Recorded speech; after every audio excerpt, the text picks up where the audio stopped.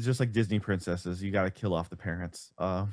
It's just they're just in the way. I'm sorry.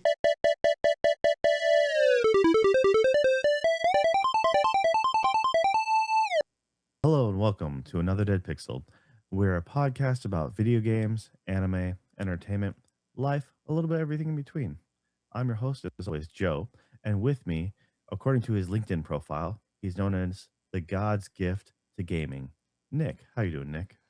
You know, Joe, we talked about a long time ago about not doxing each other on this podcast, and I'd like you to remain respectful of that. I'm going to bleep that out, obviously. But you know, so yeah, the name that you mentioned, I do have to comment on it though now because the conspiracy theorists will ask why I didn't. If I don't, so yeah, I don't even remember what the words were that you said, but I something about something that's something. Yeah, I mean, I picked that name because I didn't really pick it. I was walking down the road reading a book. Don't ask me why. And and I was holding it in front of me, and bird doo doo landed right in the middle of the book. And first of all, I was like, "Oh, this sucks." But I was like, "Wait a second! I'm just glad that bird didn't just like, I mean, literally like 1 foot different, and it would have not even like 6 inches different. It would have hit me like right on the top of the head." So I was glad for that. But I should say that the doo doo when it landed, it splattered, and on the opposite page where it splattered, it left a perfect circle around that those wordings that you said, and so that's God's why I gift to gaming. yeah, I told you not to say it anymore, but yeah, so I was like, I'm gonna make this my LinkedIn profile. I'm not gonna put it on anything else because that would be ridiculous, but I'm gonna put it on my LinkedIn profile, and yeah. So I'm pretty sure that's the least concerning thing about your LinkedIn profile. so I will say that something that is definitely true about that story is I was reading a book. So I was in high school, and my mom was coming to pick me up from something, and I was reading a book, and she drove up, and I saw her, so I immediately walked out the door with the book in my hand, and a bird literally did poop right inside of the open book. I am not kidding you. I would say I'm not shitting you, but clearly that is part of the Way to story. get us demonetized right there. Dang it. I'll bleep it out. 3 minutes something in. So yeah, that part is a true story. And the rest is also true, but that part is definitely true. Yeah. How are you, Just don't Joe? have a LinkedIn profile and it's not a problem. There you go. That's my answer to that. Okay. Oh, I just thought of a story I'll tell offline. But yeah, okay, go ahead. How are you? How are All you? right. Doing okay. All right. Same stuff, different day, I guess. I mean, weather's getting nicer. Games are coming out, so in fact, you just let me know today that yesterday this special indie presentation dropped, and we're like, oh great. And you're like, yeah, by the way, it's 3 hours long. I'm like, you kidding me? And after looking at it, I'm like, oh, it's only an hour, and then the other Yeah. time is just you know, more in depth with developers in certain games. I'm like, okay, that makes way more sense. Um, so yeah, what was this showcase? Who is it by? You know, So this is an indie showcase, and it's triple I, and I don't know what all the I's stand for, but it does, but it's like indie indie something interactive, independent indie, but I guess that's what indie means. um, uh, so something to do with a bunch of letters that start with or words that start with I. So um, yeah. So the actual title was like Triple I um, Interactive Indie Showcase, and I was just like, okay, that seems odd. And I was originally gonna have you with like, you know, you being the supposed to be like letting us know what the third eye is for, but oh, that's as you good. know, That's a good one. yeah, Maybe yeah. next year, whenever Triple I does this, we can run that one back.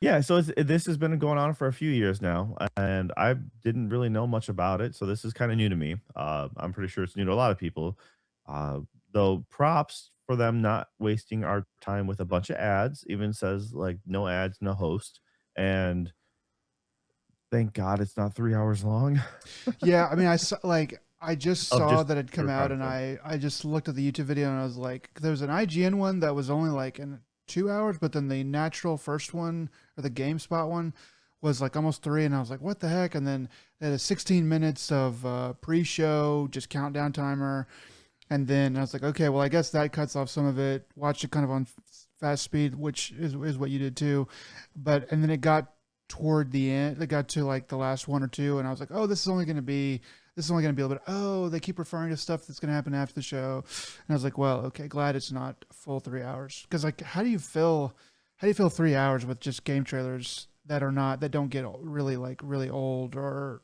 known stuff? So this was pretty. So a lot of the stuff we had seen before, but there's like new looks at it, and nothing in here is too much like, oh yeah, we definitely really know all about that. We don't need to know any more about it. There was a handful of world premieres, which, Mhm. impressive as it was, I mean, uh I wish that they would all be like this. Like, I feel like even Nintendo Direct, like the Nintendo's Nintendo Directs, they are even when they're 30 minutes, they have about 10 minutes of fluff in there, and I just want it straight to the vein. Just give me the trailers all together, so I don't have to go look at them individually on YouTube. Yeah, for sure. So why don't you take us, and, take us off and show us what we got. Okay, I'll just take us right over the cliff. So first up, feel like it was a pretty. I mean, everybody starts pretty strong and it tries to end pretty strong, but they don't always succeed. But this one, I think, was a bit of an attention getter. First game they had up was a game called Prove You're Human. And so this is just kind of pulling some of the AI description. It's an upcoming first person narrative adventure from Sunset Visitor, which are the developers of 1000X Resist. And it's going to be published by Black Tabby Games, who also published Slay the Princess. So that's a bit about that aspect of it, but it is like a so it's first person. Looks like it's got puzzles.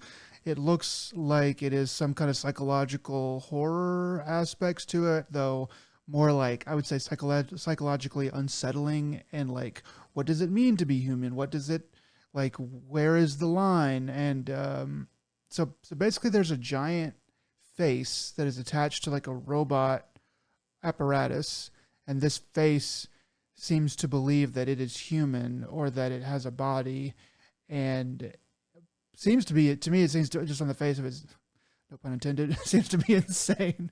I couldn't help I couldn't help it. It seems to be insane somehow, but it's pretty like there's a lot of kind of like Windows 95 liminality kind of going on, if you know what I mean. So it has the cool aesthetic. It is a bit of a raw aesthetic, but it got my attention, and I immediately wishlisted this, and I want to play 1000X Resist. I heard that was great, but I didn't get a chance to, so I will definitely jump in on this whenever it comes out.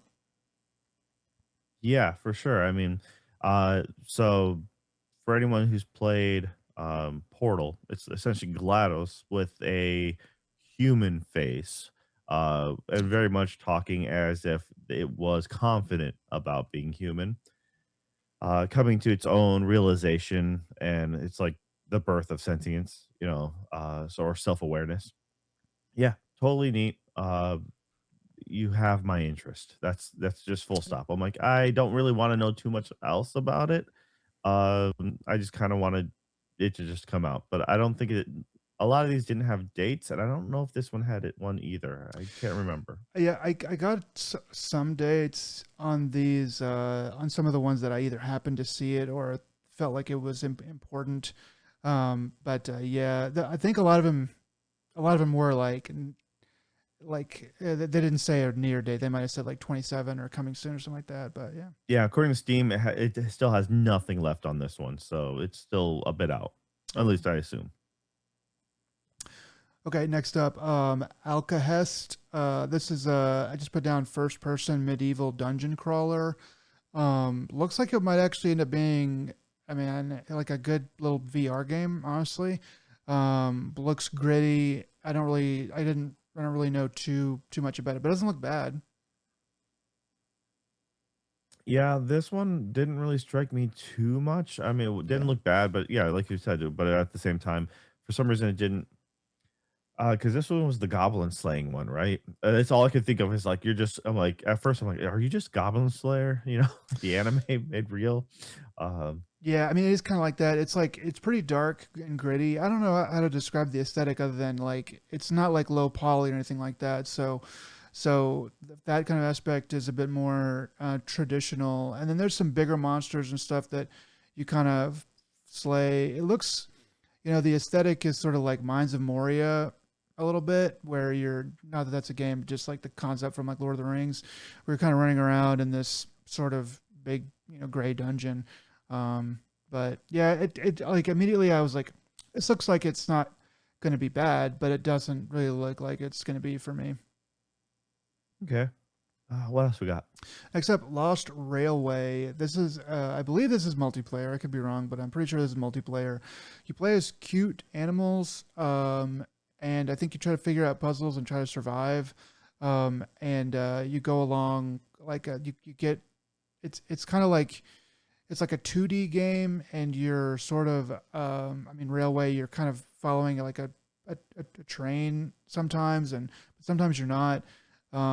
There's like you play as either a frog, a rabbit, and there's two others that I have already forgotten, but I remember those two. But yeah, a little bit pixel art looks okay. Yeah, frog, rabbit, dog, and cat, I assume. Okay. I'm guessing you're escaped convicts because you're all wearing yellow or orange jumpsuits. And it seems like you get onto the rail system, and then when you get off, the gameplay seems to be a 2D Metroidvania-esque, like environment where they're showing you running into like monsters. Some of you having weapons and others not. So showed someone with a flashlight. Then the moment they visually see a monster, they show them dropping down while the person behind them starts shooting. So it leads me to believe there's going to be friendly fire and a lot of coordination. Mm. It then showed later on that like you can resurrect your fallen allies. So it showed someone dying and you just grabbing their head, throwing them into a kind of like a pod, and then when they come out, them giving each other the thumbs up, but the person who got rezzed had tentacles. So, and then their hand was normal, but the thumb was a tentacle. Mm. So it kind of morphs you into like eldritch horror or something along those lines. It does seem like a confusing party game. Uh, very much made for Twitch or something like that. Yeah. I think it'll be fun if you have the right friends to play with or a friendship breaker, one of the 2. Yes. Yeah. Okay. Next up, Cairn on the Trail, some free DLC for the game Cairn.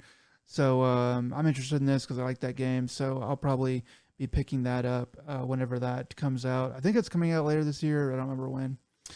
Um, and then next up after that, Castlevania Belmont's Curse. So you and I both had some interest in this. It looks nice.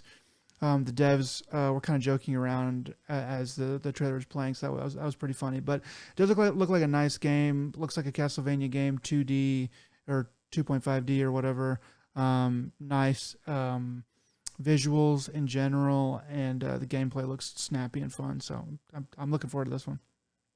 Yeah, they've shown this one before, a little bit, and it's more or less seems really competent. Uh, I think it's a safe bet that it'll be, at the very least, good. I mean, I think this won't be a waste of money, and they also some of the people on it did the Castlevania DLC for Dead Cells, and I forgot what other what some of the other people made mention that they worked on a different project, but the Dead Cells Castlevania DLC was pretty awesome, and I actually preferred that more than the base game. Um, Mm, but then again, I wasn't Dead Cells was just a different kind of game, so I was like, by the time I was in the right mindset, because when I played the original Dead Cells, I was just like, "Yeah, it's okay." I know a lot of people really like it, and I see what it does, but when the Castlevania DLC came out and I played that, I was way more into the concept of it. So, just right time and place. But anyways, yeah, this does look pretty awesome. Looking forward to it. It just right now currently says 2026 on Steam, okay. so, sometime, but, who knows? Okay. Yeah, yeah. I'm looking forward to it. Next up, Spacecraft. This is a like a space and planet builder game. There's a couple other builders in this. This is not one of the ones that really kind of caught my eye, but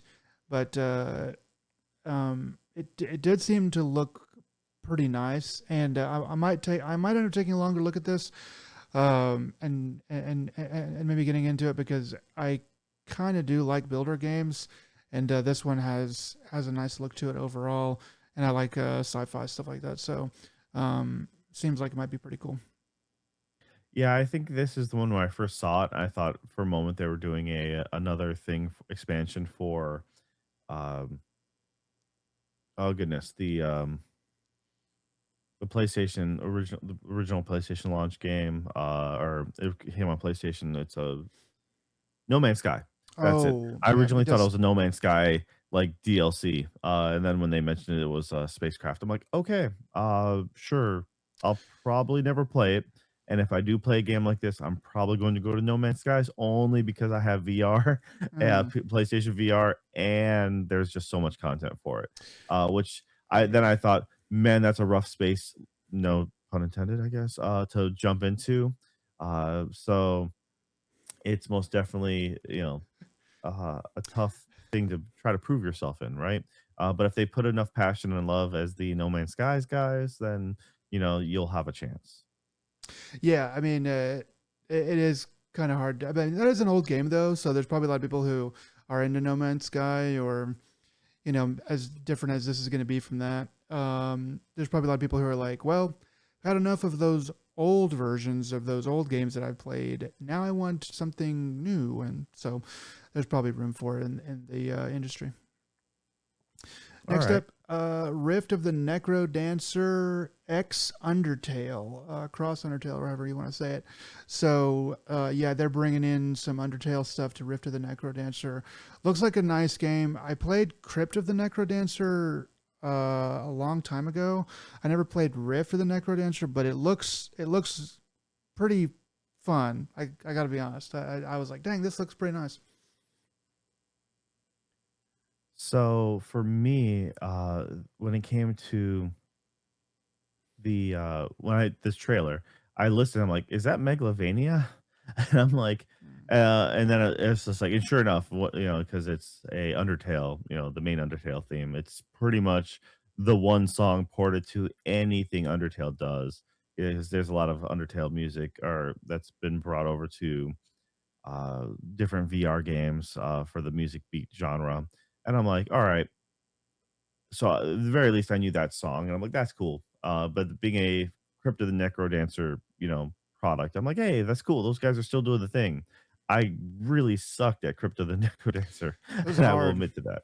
I mean And that then like I made it. I don't even think I think I made it to like the second, like pretty deep into the second area or whatever. And like once like the first area was tough, and the second area was like, okay, wow, this is a different, there's a different kind of human that can do this. yeah, for sure. So, anyways, no, that's cool. It's fun that they're coming out with new stuff for it, and I hope it does well. Yeah. Okay, so we can go through some of these other ones I think fairly quickly. Thick as Thieves, thief game, obviously, stealth action type of game. Um, I feel like we've seen this on another showcase or something or other, but looks like a nice one of those if you're into it. But it is first person, I believe, as well. All right. What else? Romestead. So this is another one of the builders I was kind of talking about. This is a 2D Roman builder. where everything's been taken out by zombies, and so there's that, and then you have to rebuild. And I was kind of like, wait, so got taken out by zombies, now you're rebuilding, and they weren't really showing zombies anymore. So I'm kind of wondering if you actually fight zombies. I didn't know if they showed that at the end, but They showed zombies spatter throughout. okay, One of the things they showed is you building a catapult, hurtling yourself over the wall into the zombie horde with armor. as you do. You having armor, that is. Okay. And so it kind of reminded me when I was looking. I'm like, are you just like a Stardew with more zombies? In Rome, yeah, it does look. It has that Stardew kind of vibe. Another one. There's another game on here that had that Stardew vibe too. But yeah, so this one didn't really stick with me. It's kind of close, but it didn't really stick with me because there's another one that is probably gonna take its lunch unless they come out at totally different times. Then I might play both. Next up, Super Battle Golf. I actually had a friend that told me about this, that he's already played it, so it must be out in some way, shape, or form. This is a multiplayer golf game, um, and it's got more to it than just golf. I like, obviously, because it's called Super Battle Golf, but you'll have to look that up because I can't really tell you any more about it. But my buddy that was telling me about it was saying that it was quite fun. Looks like it came out in February on Steam. So Yeah, I was unaware of this game. yeah, apparently good though. Next up, Frost Trail, FPS style game, where you're running from and fighting monsters in the winter. And it looks like you're just kind of trying to go and like escape. And then at the end, you get on like a train or something like that, and it's winter. It looks like it's set in either a steampunk or maybe a previous time period. It feels like 1800s, but I don't really remember completely everything about the aesthetic. But I don't think it was set in exactly modern times. I think from the like the rifling and stuff like that, it looked kind of like if anything, it'd be like World War I, World War II, probably World War II time frame. Okay. But you can't tell. There's not a lot to be given off of this. Um, so I'm not 100% sure either. Uh, but you are our resident Frost expert, so Yeah. I will lean onto you when it comes to this. So go for it, Yep. Yeah, I still need to play Frostpunk too. poser. Okay. Yeah, I know. Like I feel so bad. Yeah, man, I really want to play that game. And okay. Anyway, so next up, Crop. So this is a creepy farming simulator. Is kind of the best way I can put it. Um, it's a kind of a bit of an isometric, and this art style and aesthetic is a little bit.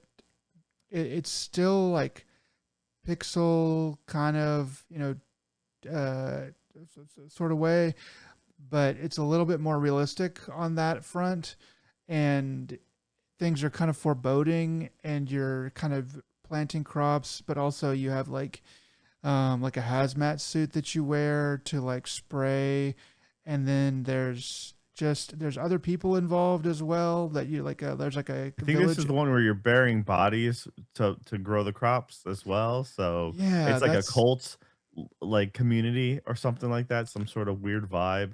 yeah. So there's something going on with this game, and that's kind of the point. But it caught my interest. I'm gonna look into that. Next up, a world premiere, I think, is what they showed here. Machine Party.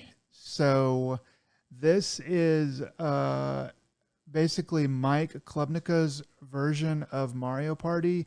So if you're familiar with the Mike, or if you're not familiar with Mike Klubnika, you should look him up, and check out some of his games just to understand sort of the aesthetic of this, because it's very like Eastern Bloc, brutalist, pixel like Windows 98 pixel art kind of style, and very kind of unsettling and horrifying at the same time. He did Shotgun Roulette, which is sort of, I think, his kind of his biggest claim to fame, or one of his bigger claims to fame. Um, and anyway, so this is his new game, and it's basically a horror, in his world, horror version of Mario Party. And I'm excited to play it with you, Joe, because it's going to be stupid and fun. Yeah, I'm just curious.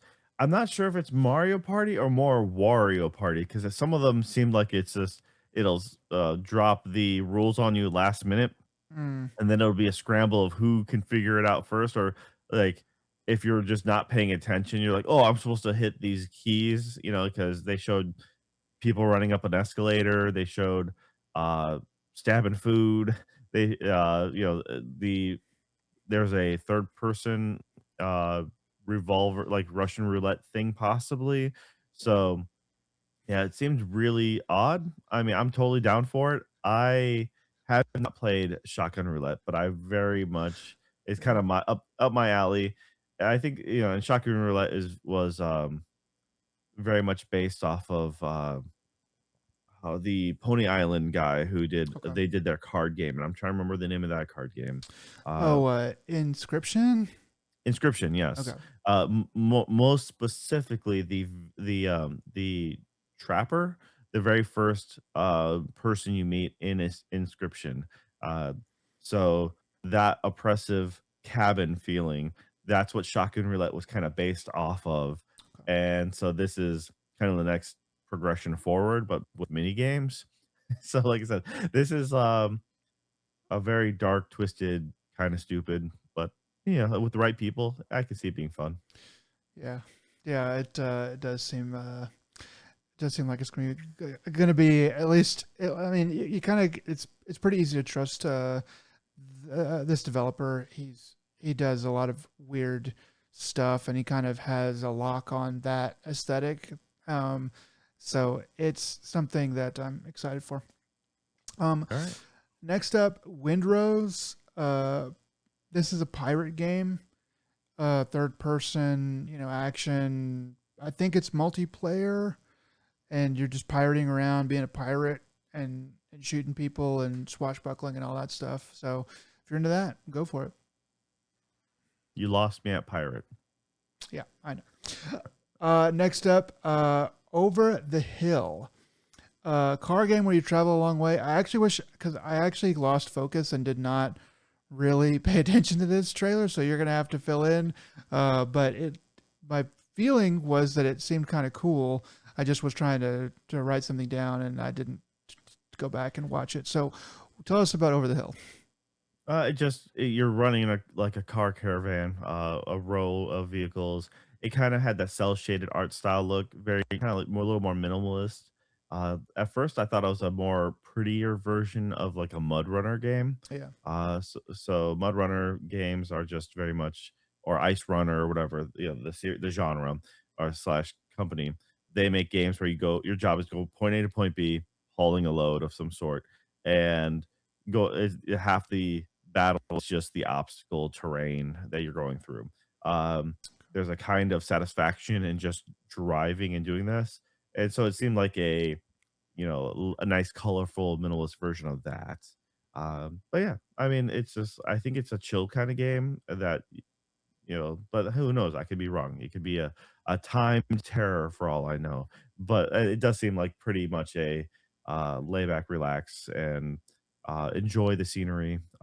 Map out your thing. But yeah, I'm not too sure what extent they didn't really talk a lot about it. So either that or I also glazed over it. But once again, I think it has a nice aesthetic to it. yeah, yeah. I'm gonna try to go back and watch that trailer because I did get that feeling. Next up, Star Seeker Astroneer Expeditions space game. Whenever they started playing this trailer, I was like, this looks like Astroneer, but also kind of a little bit not, but it really looks like Astroneer.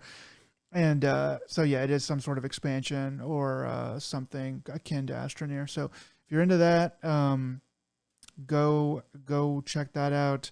Astroneer was a game that kind of I've kind of always wanted to play. I've seen it be played, and it does look like like a base builder like not quite Zaxtronics, but like a very light version of Zaxtronics, where you're or like Factorio, like a much easier version of that.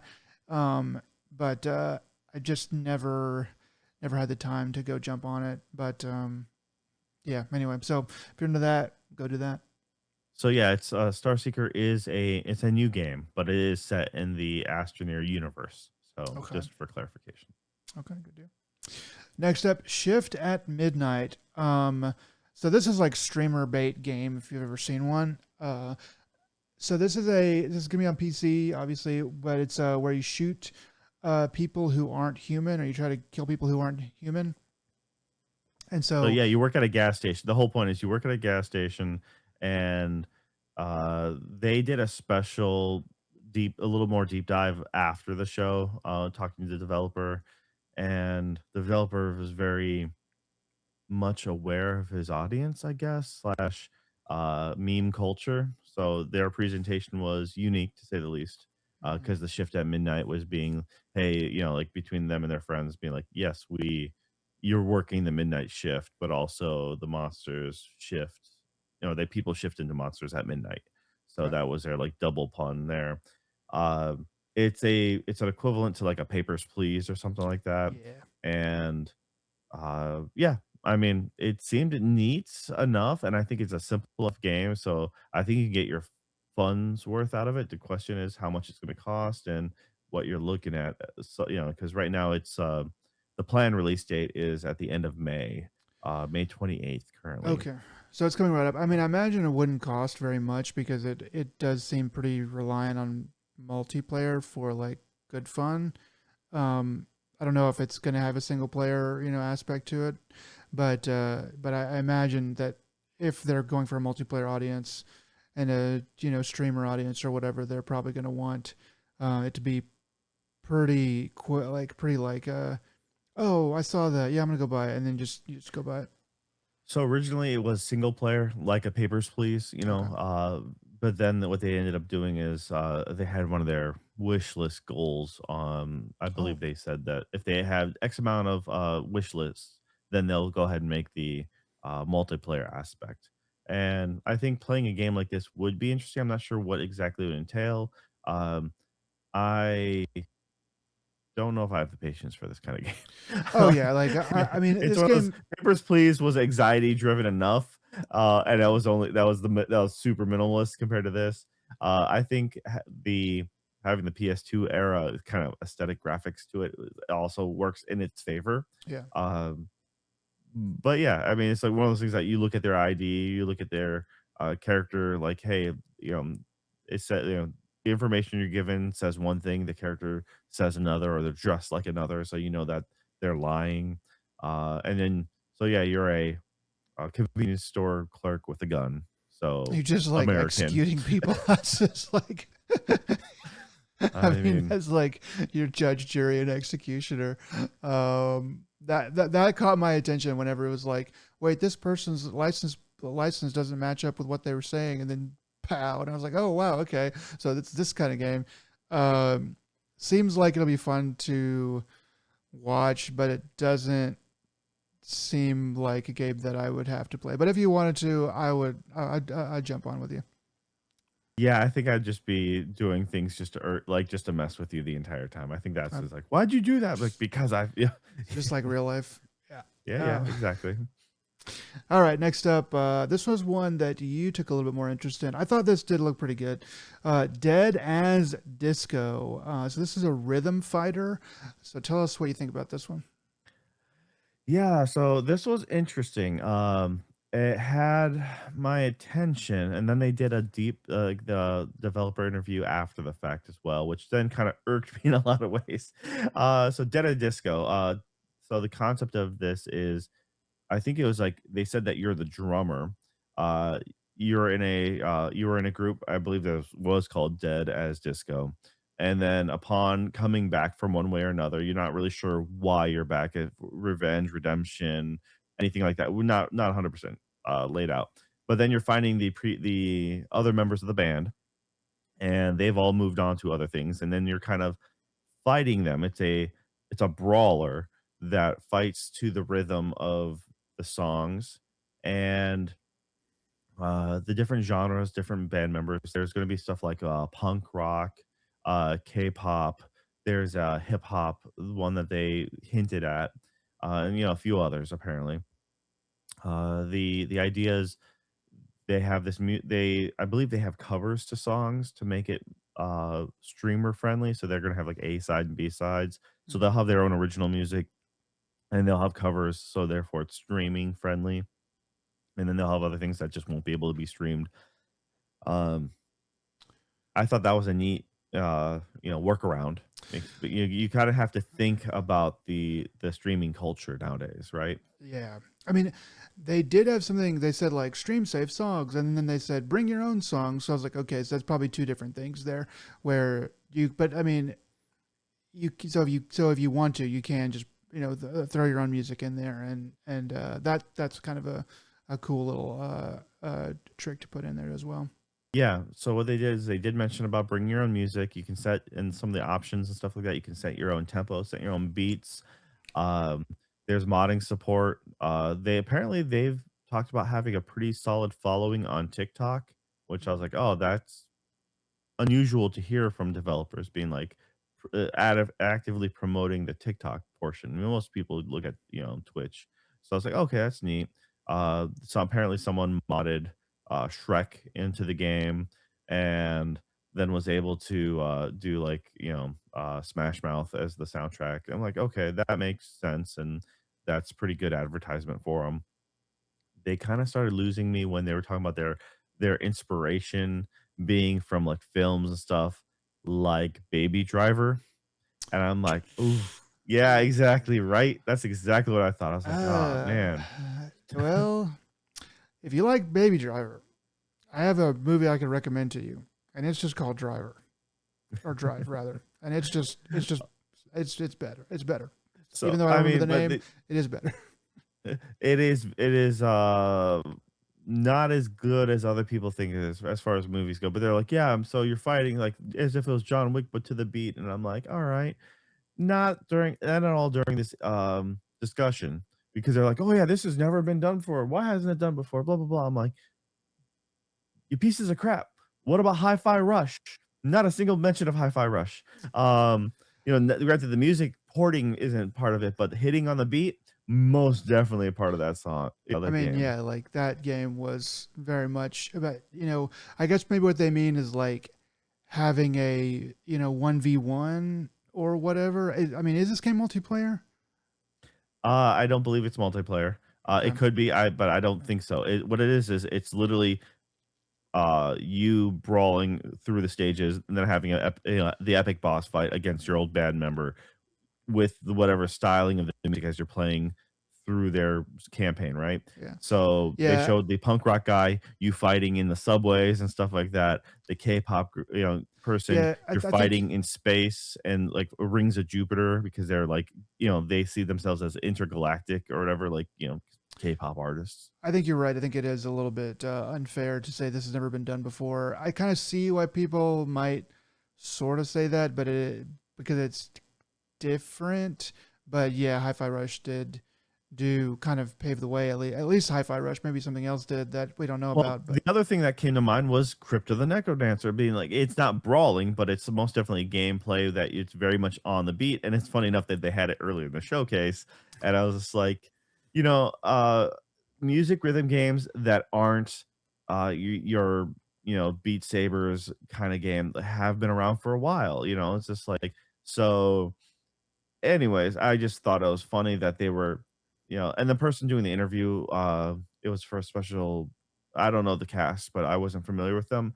But I was like, they had a nice setup. They had like a proper, stage kind of thing, desks and stuff. I'm like, that's a really nice setup they have there. I have no idea who you are, and your names, bodies are covering up the names of their logos. So, anyways, um, Yeah, I was just disappointed with them not mentioning Hi-Fi Rush, not mentioning Crypto the Dancer, and then mentioning Baby Driver as inspiration. Um, Are you sure you like this game? Are you sure you're interested in this game? yeah, right, right. It's just like slowly needed to, Yeah. No, I mean it um, does. Like, I mean, whatever's whatever. They can do all that stuff as long as the game's good, and the game looks good, looks interesting. So, I think you should go for it and let us know how it is. I think the host actually said or like replayed like, "How is no one doing this?" And my response was just "F off." But it was once again, it was just one of those things I was like, I once there have been games similar. Now, like to to their benefit, I mean, other games have brought in, rhythm games have brought in like you bring in your own music. And I'm like, okay, but to bring it into an action-based game, I think that's kind of fun and cool to be able to tweak it and stuff. And like I said, the modding bit, good for them. Um, I'm it lives and dies on the music and the themes and the way the art style is. I'm really curious about it. It could be really, really awesome or kind of hot trash depending on how you like their music, Yeah, especially the yeah, original stuff. So yeah, it'll be neat to see. I'm always at least fundamentally, I'm a fan of rhythm games. I may not play them all, but I actually do like to yeah, see something different in the space. And there's most definitely a bold choice because it's really, as I said, it's really hard to do something that's so kind of divisive. Yeah, a lot of people don't like your music or don't like that style. So fingers crossed, right? yeah. You got to know what you're doing. But I do like the name Dead is Disco. That is a pretty cool name. Yeah. Next up, Borrow Trauma, Home and Harbor Expansion. So I'm not really familiar with the world of Borrow Trauma. I think it's usually something different, but just this just told me like just the way this game looks is like a Fallout Vault style strategy manager. Those are kind of the notes that I took. Looks a bit more complicated than than the vaults and Fallout. Um, but and then there's like a lore that's going on with that world. I'm not really too familiar with it, but just the world that they have and the game play style that they have actually did kind of pique my interest a bit.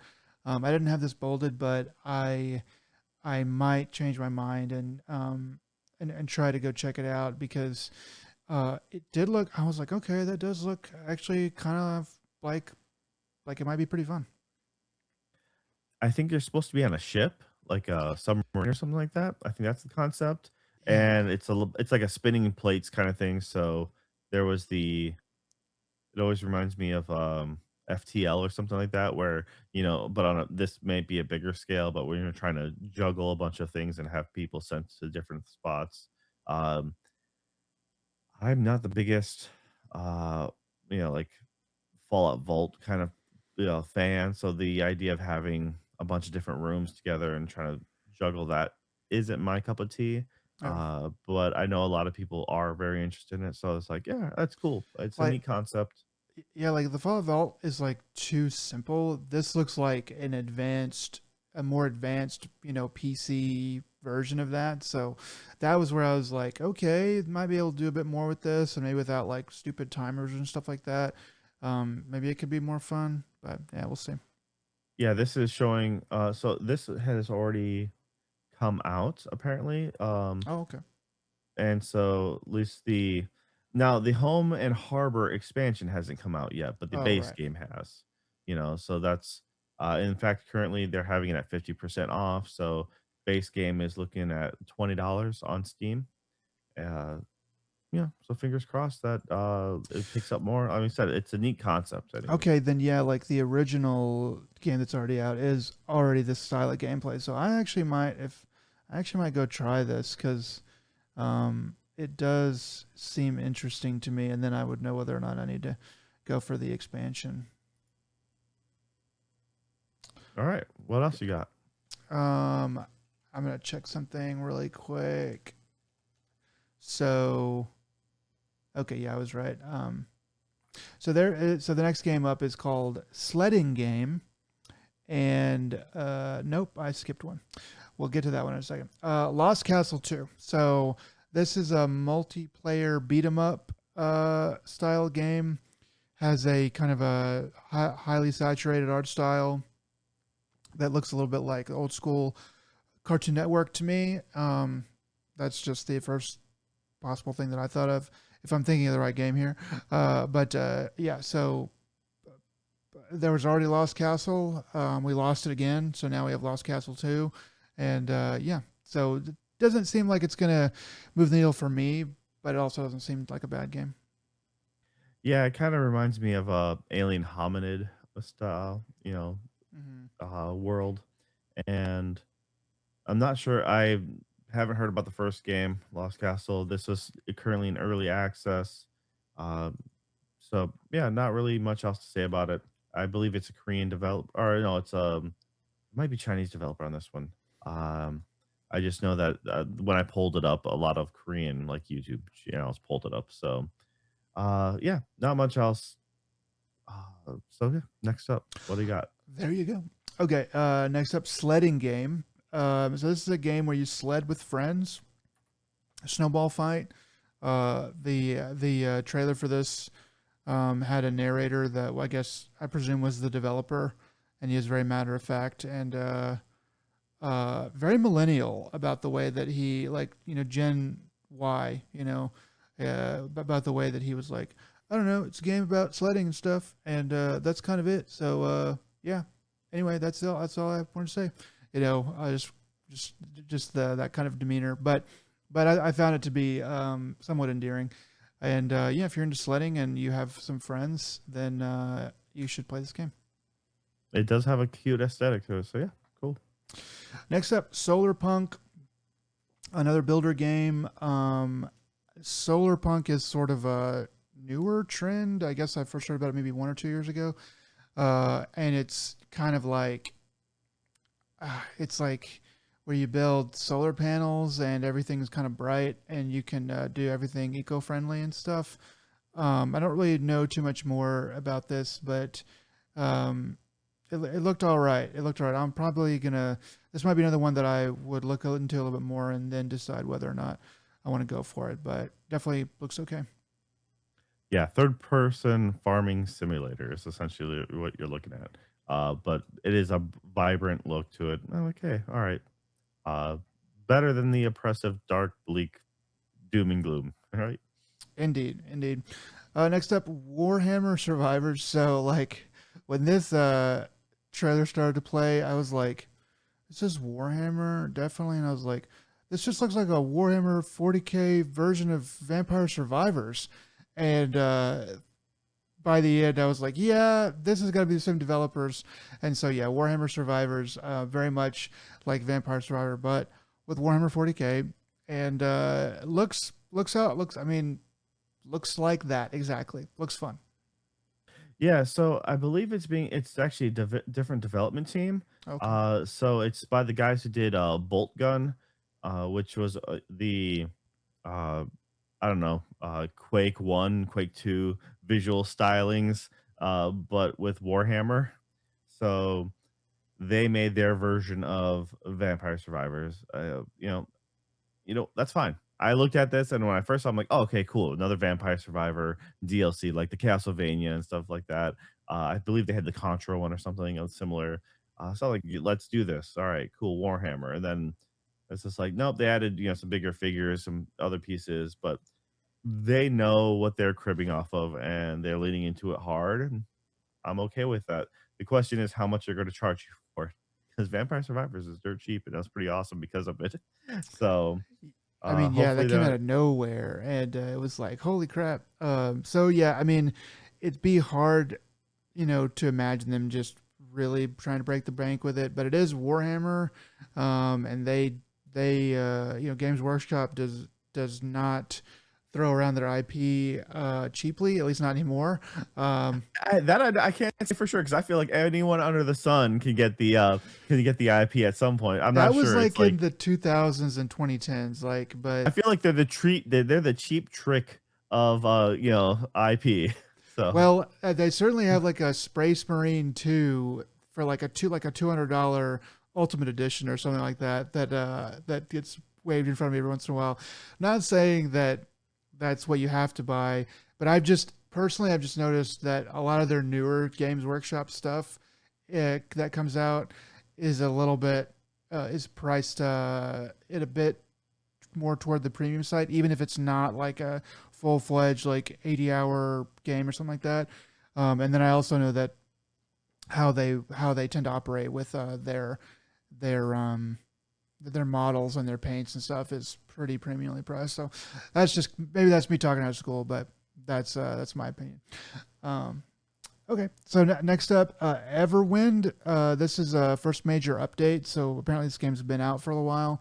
It's a voxel style game. That's kind of the end of my notes here. I don't. I wish I'd taken more, but I remember thinking this looks okay. I completely checked out. Not interested. Just blacked out. Uh, By the third rum and coke just got to you at that point. I was on my second, but yeah, sure enough. Okay, Okay. fine. Sometimes Joe doesn't remember if we've done the podcast or not. I have to remind him. I'm better my second time around. Okay. Yeah, I guess that's kind of a neat little skill to have for the retakes. All right, so we'll have to check out Everwind at some point and get back to you. Next up, Oxygen Not Included Away Team. So this is a if you know about Oxygen Not Included, then you can kind of know what we're talking about here. 2D survival base builder. I don't know if this is a full fledged game or if it's just an expansion. I think it's a full fledged like new game though. Yeah, it's a standalone, and it currently has no release date. It's I believe it's done by the same people who did the Don't Starve, right? So I believe it's them. Okay. Um, so it's the was it Klein or Clay team? I can't remember now. But yeah, so eh, I think it's a neat art style. It seems like a fun type of game. Also annoying in a good way. Yeah. Yeah. It So seems yeah like it yeah tests your just patience, maybe. If it's yeah. anything like Don't Starve, Don't Starve is like, yeah, it's super fun until it's not. But then you play again. But yeah, then you just play out of pure rage. All right. Next up, Valor Mortis.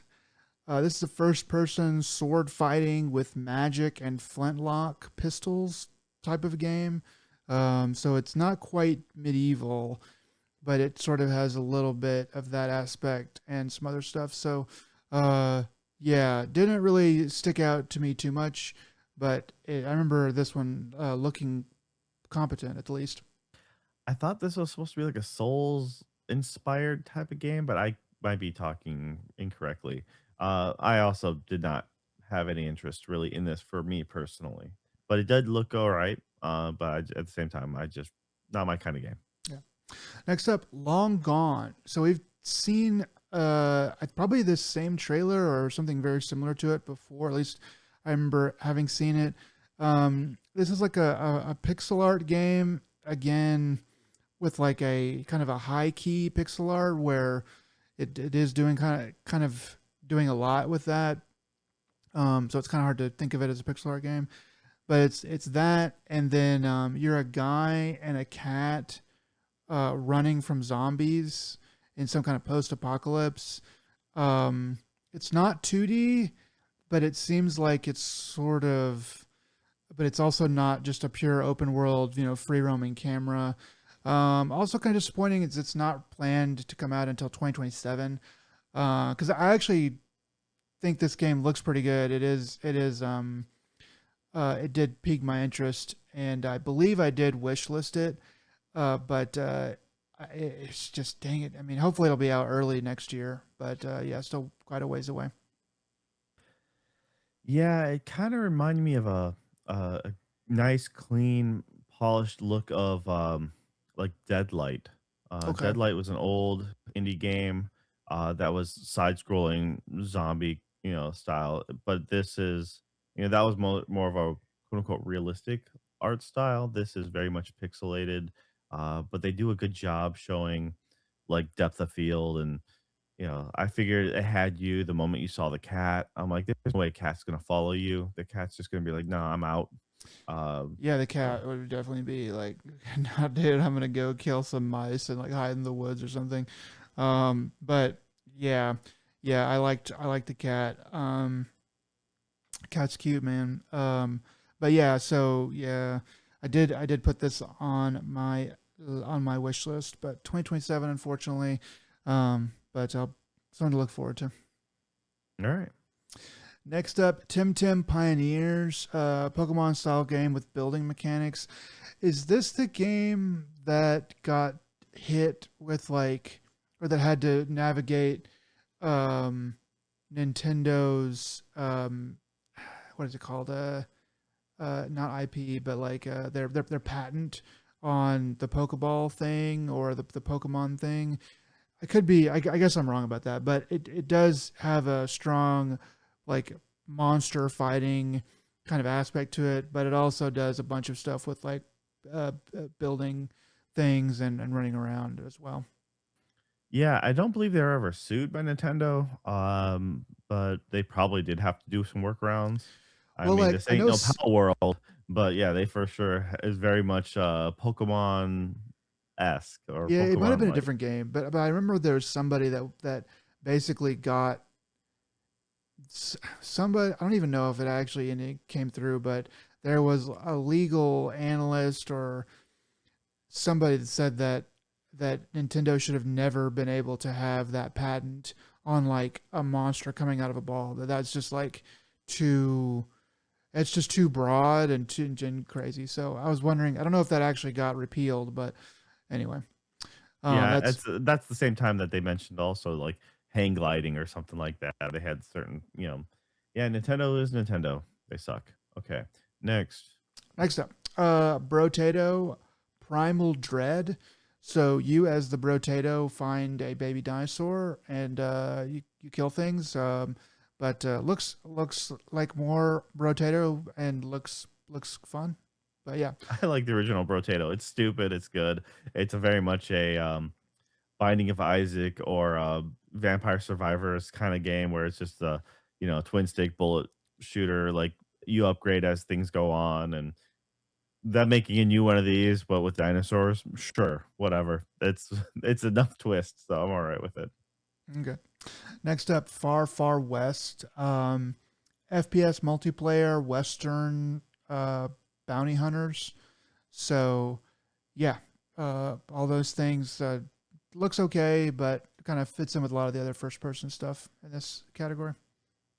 Yeah, I wasn't really too keen on it myself, so uh, I don't really have much else to say. Okay, next up, Graveyard Keeper 2, another builder kind of game. 2D pixel art. Guy, I just have some notes here. Guy that chops down trees, builds and buries things, fort builder. But yeah, this is, of all the builder games we've kind of gone over, this one is probably the most interesting to me. Has a nice aesthetic in general, but it just looks like it's maybe the bit more polished than some of the others, and like you're probably gonna do a few more things, and those systems look like they're probably gonna interact a bit better than some of the other games on this list. But yeah, so I have not played Graveyard Keeper 1. Maybe I might go try that out if it drops to like super sale. I can go, give it a couple hour whirl. But yeah, looking forward to this one. All right, yeah, I know that this one. I think this one, the one show you building barricades to help stop the invasion into your town, and I thought that was a nice little touch. Uh, Other than that, not too much else. Looks like currently Graveyard Keeper is 100% off on Steam, and it is What? $0 right now. Yeah. It's literally zero Uh, dollars. Well, so I feel like I should uh, go. there's also there's a bunch of expansions to it, which is where they'll probably get you. Is it just like But malware or something? Like no idea. I just literally pulled it up and it says 100% off. Add to your account. So they're really uh, betting everything on this triple I showcase, aren't they? What in the Yeah, I world? mean, they even changed their banner, to 100% off, so absolutely. Um, so I'm Oh, looking for your full review later on, to let us know how that goes. well, now I guess I have to play it. I guess. I hope this game doesn't I suck. just wanted to pin you in a corner. I'm like, let me see if it's on sale because there is a Steam triple I, deal going, sales going on. So I wanted to see how cheap it was, just so I can, put you in that box and make you live up to what you say. So Now, congrats. now I have to, yeah, I have to do nothing but whatever. Okay. Next up, We Were Here Tomorrow. Uh, this is a first-person co-op, like a gadget puzzle. So, like by that I mean like you just come up to like a gadget, yeah, it's like a puzzle, and you have to figure it out, or something on a wall, and yeah, so it also has time travel elements involved in it, which is hence the name. Looks all right. Uh, didn't really do it for me completely, but it does look like it'll be pretty competent. Yeah, it's multiplayer. So that's kind of cool. It could also break friendships, depending on how much you have to rely on the other person and how competent they are. It's like the Portal 2 multiplayer. Super awesome, super fun, super clever. Play with someone you have patience with and someone who's capable. That's all I gotta say. So I'm not really sure how in depth this is, but it has a neat look to it. That's for sure. Okay. Next up, Clover Pit Unholy Fusion DLC. You and I both liked Clover Pit quite a bit. It's a nice, fun little, not quite a clicker game, but it you can kind of just like let it. I guess you have to steer it, but it's super fun. I So don't care about Clover Pit, dude. I'm just straight up saying like oh, okay. it has the shotgun roulette look and vibe to it. So I like the vibe. The idea of you playing a slot machine infuriates me because that Oh, I'm requires thinking of RNG. Ball Pit. This is Clover Pit. Yeah, I never played this game. Sorry. Yeah. This one doesn't. Yeah, okay. I'm recalibrating. I was thinking of Ball X Pit. Clover Pit. Yes, you. This is this your slot machine. It's a slot machine game. Yeah, this one. It is in that. It is in that aspect where it's like, okay, this does look kind of cool, but just not enough to like really move the needle. Yeah, because this came out back in September, Right. and I don't have the patience to play a slot machine game. I don't like slot machine games, and if it's all RNG or like I said, but the idea of it being a dark, dingy, twisted, setting and having more that meets the eye behind the scene, I'm like, that's cool. I still don't want to play slot machine. Yeah. Yeah, I think I wish this was Ball XP, but it's not. Next up, The Lift. First person, fix the world after the apocalypse. Is sort of like is sort of what you're trying to do. It actually looks pretty good. It looks all right. But it's planned for 2027, so a little bit of a ways out. And I'm probably gonna look into this some more as time goes. Yeah, I don't remember this one at all right now. I'm trying to think of this off the top of my head, and I'm like, not ringing a bell. Well, Um, that's because the next game was so mind blowing to you that it just wiped all of your recent memories. Um, Next up, Alabaster Dawn. So this one we have seen a little bit from before already. This is from the creators of Crosscode. Um, and it's so it's like it's Crosscode 2 essentially. They have done some more things with it. So Crosscode is like a uh, isometric Super Nintendo era style RPG. Um, Obviously with a lot more advanced mechanics than from that era, but that's sort of what they're going for. And then in Alabaster Dawn, it looks similar, but just with even more substantial upgrades. Um, it looks like it looks like they kind of do a lot more things with the camera. Whereas in Crosscode, which I put about 30 hours into Crosscode, and did not beat it, but did play quite a bit of it. And in Crosscode, the camera sort of just is what it is, and it just kind of follows you around. This one, it looks like it does a bit more dynamic things, and um, you're kind of doing more stuff with like particles and things like that as well. So I don't know if I will actually be able to finish this game, but I do want to play it. They have early access for it coming out May 7th. Uh, I I need to look up when they actually plan to release, because if they don't plan to release for like until 2027 or beyond, then I'll probably go ahead and try to play the early access. But I really hope it's like an early access just to get some bugs out, and then quick release into something. But do you know when it is?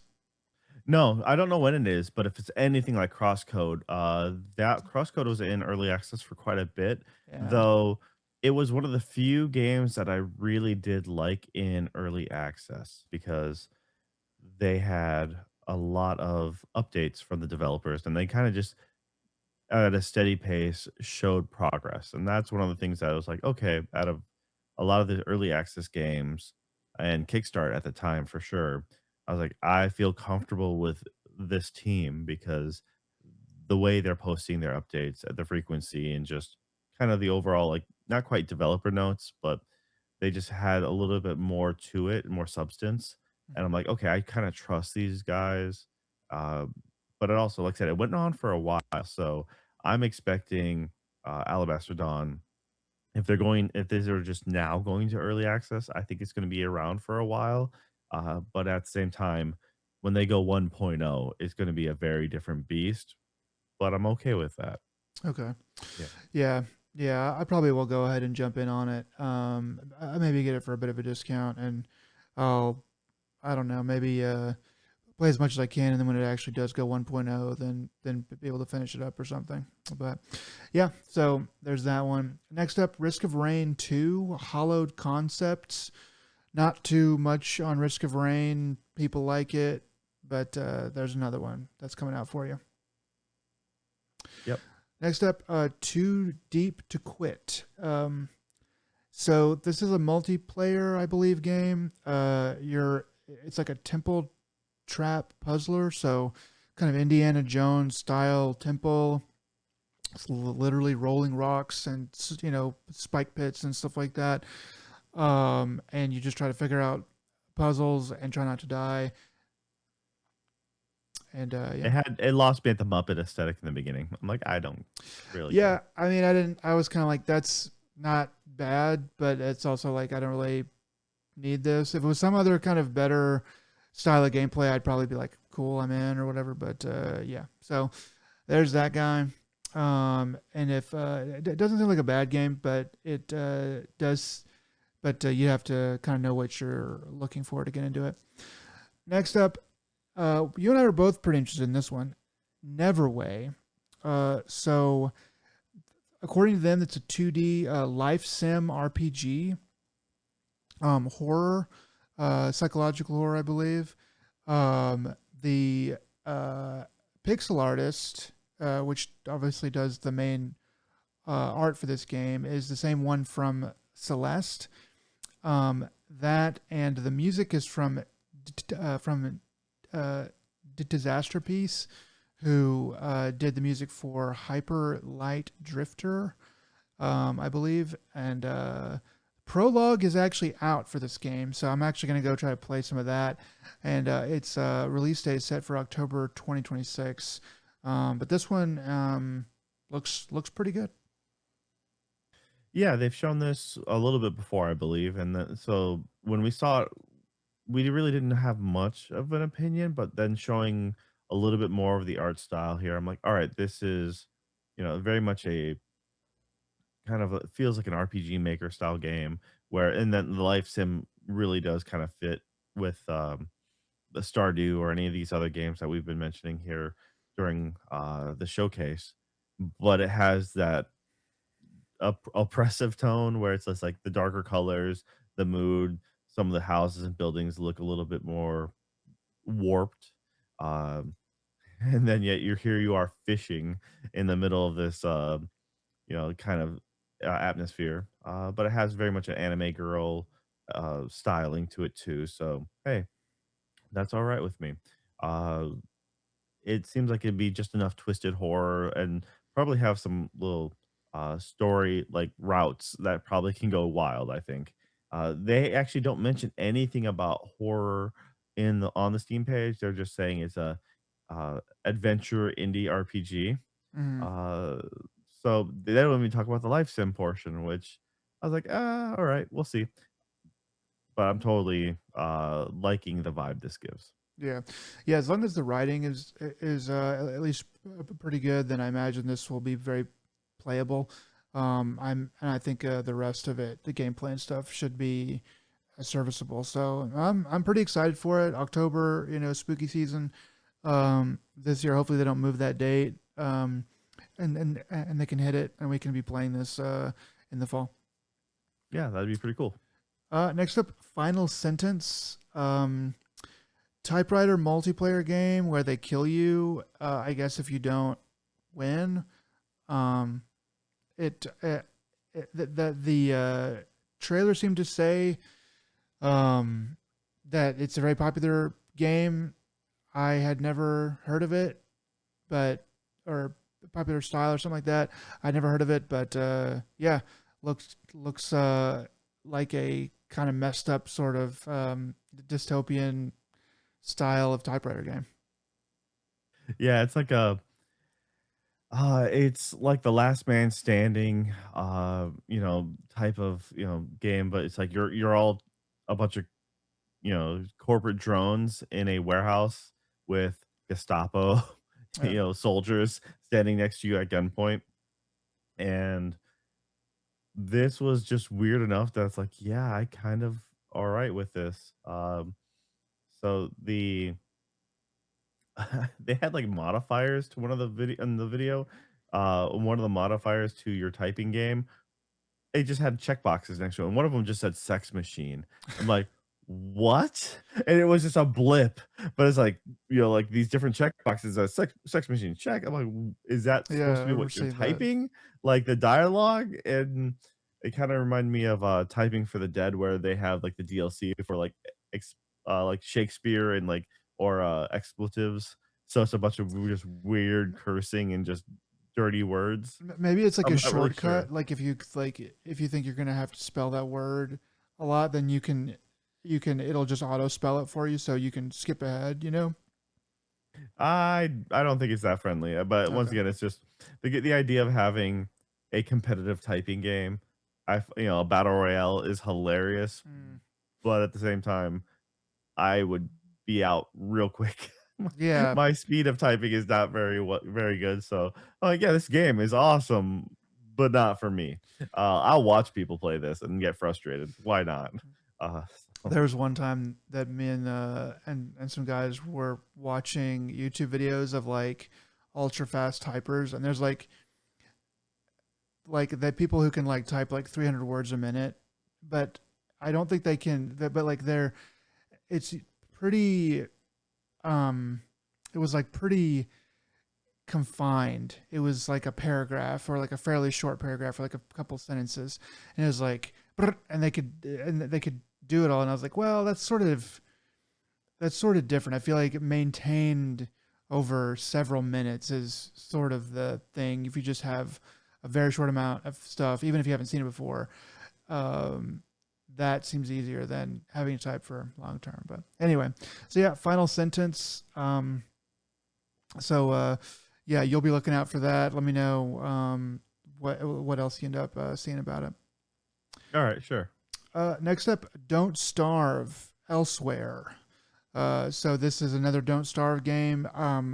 I think that whole thing was very popular. I don't know how new this is. I know they had a bunch of expansions and they did a bunch of Don't Starve stuff back in the day. I don't know how different this is, but it looks like the same aesthetic. And yeah, so if you're into Don't Starve, then this might be for you. All right. Well, that's was all of it for the this showcase. Afterwards, like I said, that was about the first hour of the almost 3 hours, and the rest of it's a handful of the games that they go into a deeper dive, talking to developers, getting where their inspiration came from, so on and so forth.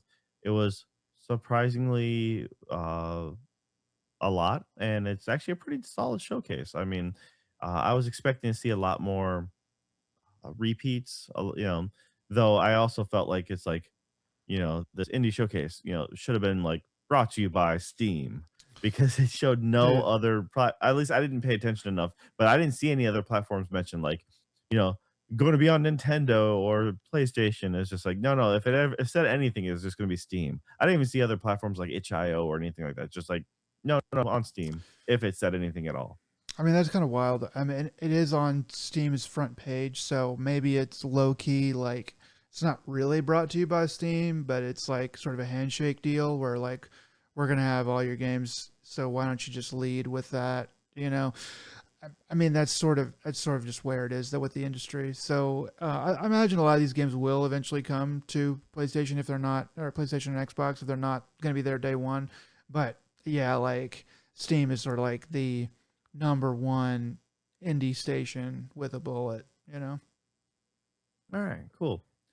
Well, now we're gonna go ahead and go to back to the top because we usually start with what we've been playing. But this showcase was just so important we had to talk about it first.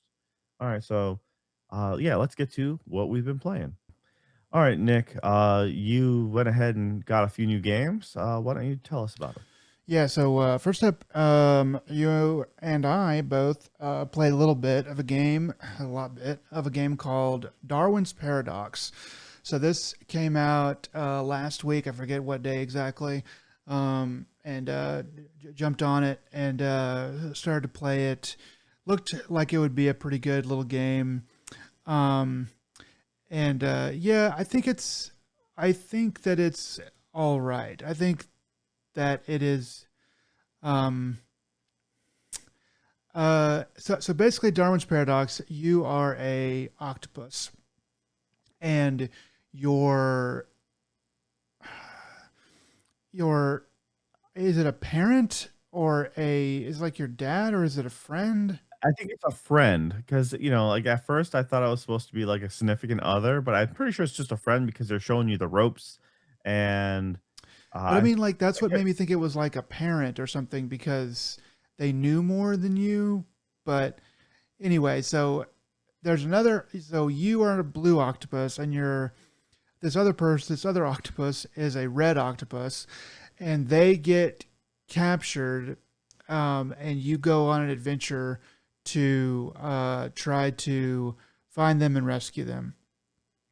And so the game kind of has like a tutorial sort of section in the water, and then you kind of end up on land, sort of in a like factories like landfill or kind of junk pit or something. And so this is like a 2D side scrolling puzzle game. Um, I didn't really think about this like I didn't think about the game like this at first, but when you said that it's sort of like Inside and a little bit like Little Nightmares and stuff like that, I was like, yeah, I guess it really kind of is.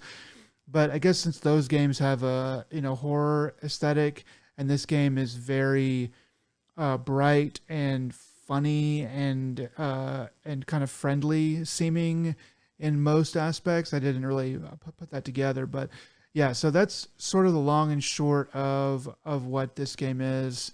Um, I enjoyed it overall. I thought I would kind of like it a bit more. I thought that the presentation for this game was really great, but the actual gameplay um left a little bit on the table. I felt like they had some good ideas, but it just was never anything that was particularly eye popping or surprising. But I thought it was a pretty competent game overall. The only the kind of the major problem that I had with it was it crashed on me twice in one particular zone, and so I had to put it down for the rest of the weekend. And I didn't come back to it until the middle of the next week, and it didn't crash on me in that same spot, which was a spot I couldn't avoid. Um, but it did crash on me a little bit later one more time, and then it was smooth sailing from then on. That's kind of the major problem that I had with it. Otherwise, I think other people have had a decent enough time with it. But yeah, that's kind of my first thoughts on it, Joe. What did you think of the game? Okay.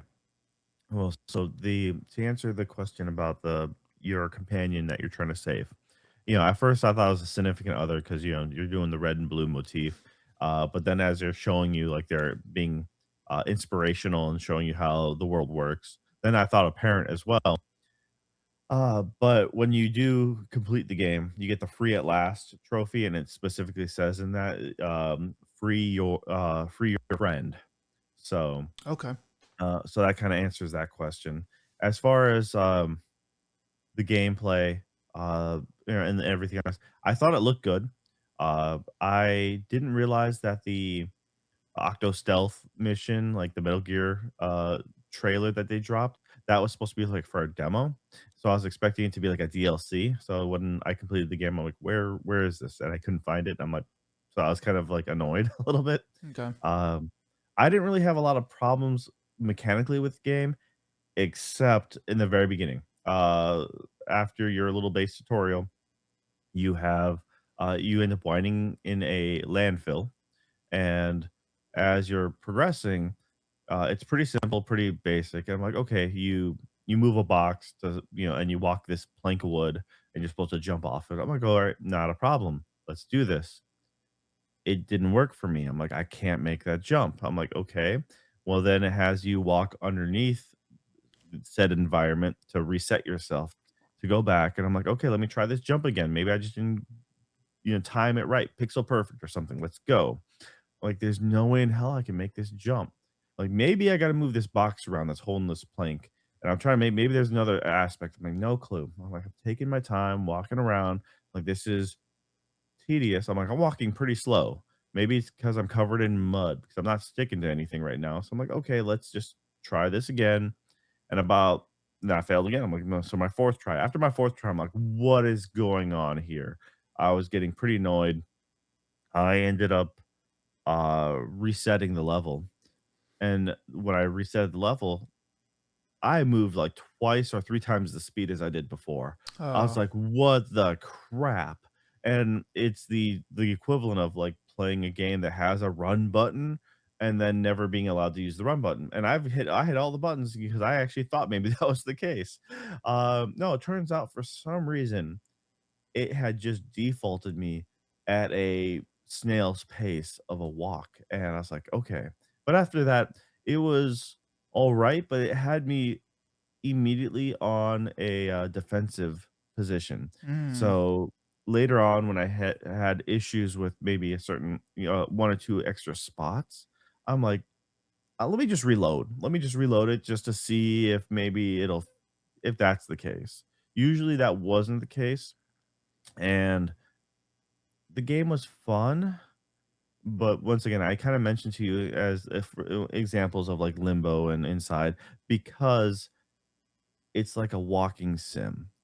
The mm, puzzles are kinda there, but they're not really difficult puzzles, and a lot of it is determined on timing, which are the worst parts of, like, Inside. Inside had a specific spot I remember where you had to run over a fence, jump over a fence, then run back, and then there was dogs chasing you, and then you just kinda had to go just at a steady speed. You had to know the route you were doing at first, mm, because if you didn't, you were gonna get mauled, and then if you delayed at all upon respawning, that level you're gonna get reset and you're gonna get mauled again. I remember just having that bit happen to me a couple times. I'm like, "Okay, I get it now."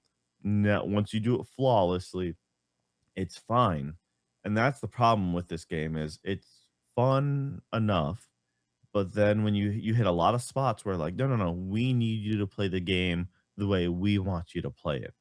We're not telling you a lot, so just figure it out. But also, it's tedious. It slows down the pace of the gameplay, which made it annoying for me. Um, there was a lot of levels where like portions where like we're now chasing you. Make sure to maneuver through this area, or hey, you're supposed to be sneaky enough, but we're gonna not gonna let you know what these new mechanics are. Just kind of figure it out on the fly and then just reload a bunch. And I'm like, yeah, this isn't the way I want to play this game. Um, in the end, I did get the platinum. My entire playthrough, first playthrough, I just played it on whatever the normal difficulty was.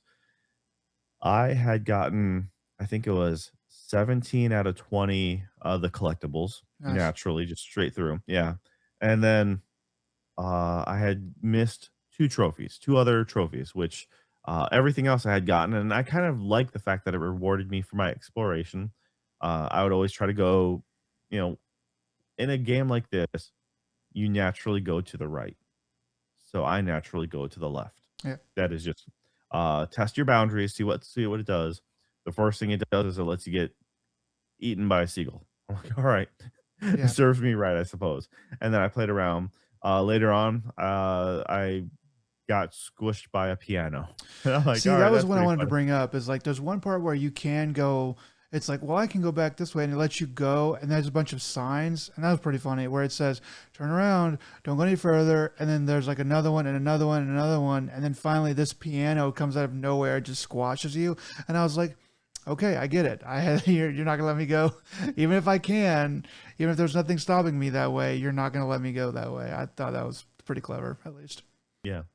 So, I mean, it's, the game was fun enough.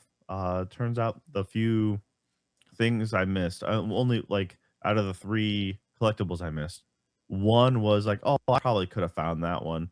The other 2, I'm like, well, actually, one of them for sure, I'm like, "There I would not have discovered that one." I'm like, "That is pretty well sneakily hid," because most of it's pretty natural.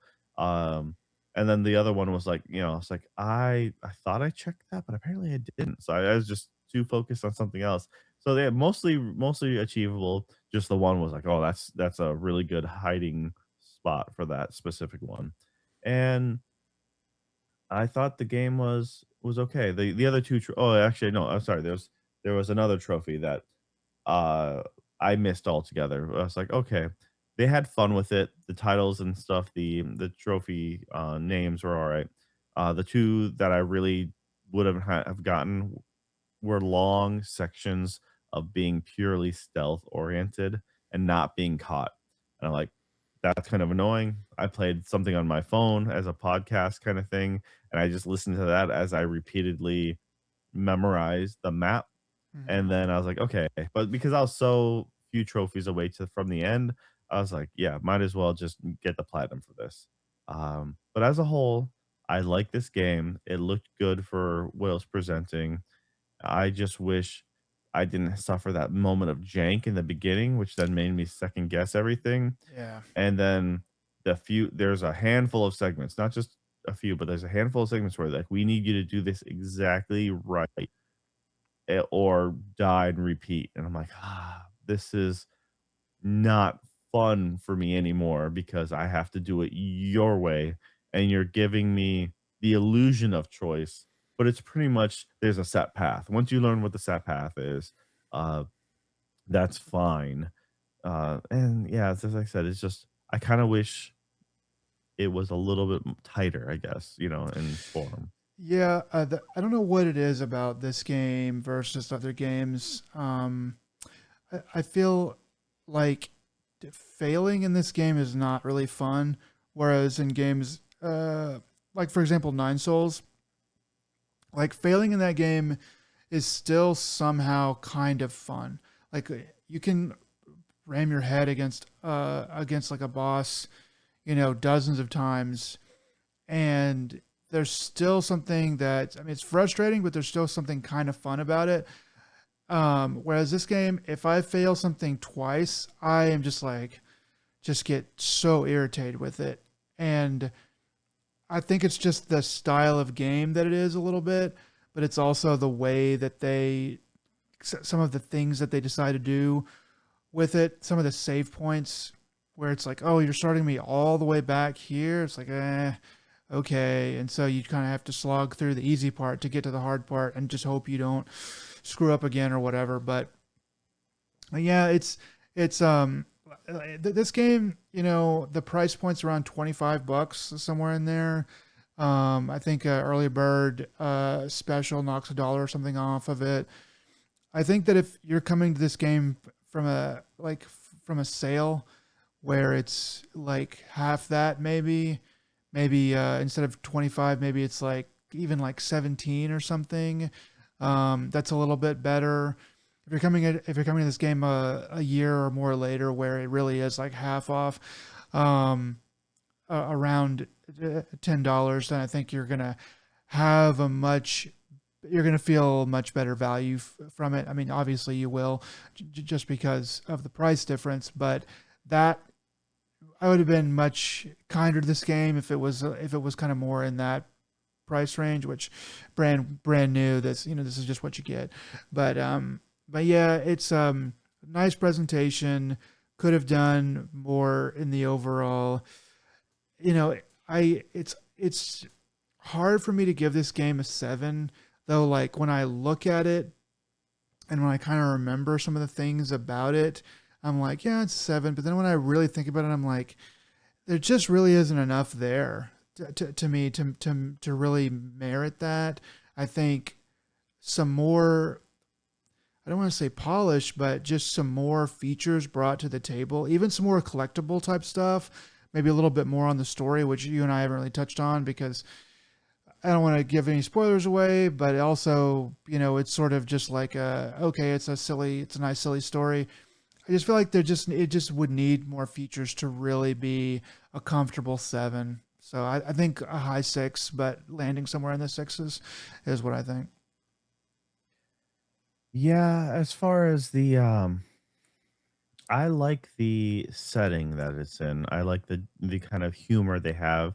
It kind of fits that uh 1950s spy thriller kind of concept anyways. Yeah, Um it has a lot of the music and the backdrop that kind of fit it really well, and it kind of gets bombastic and silly.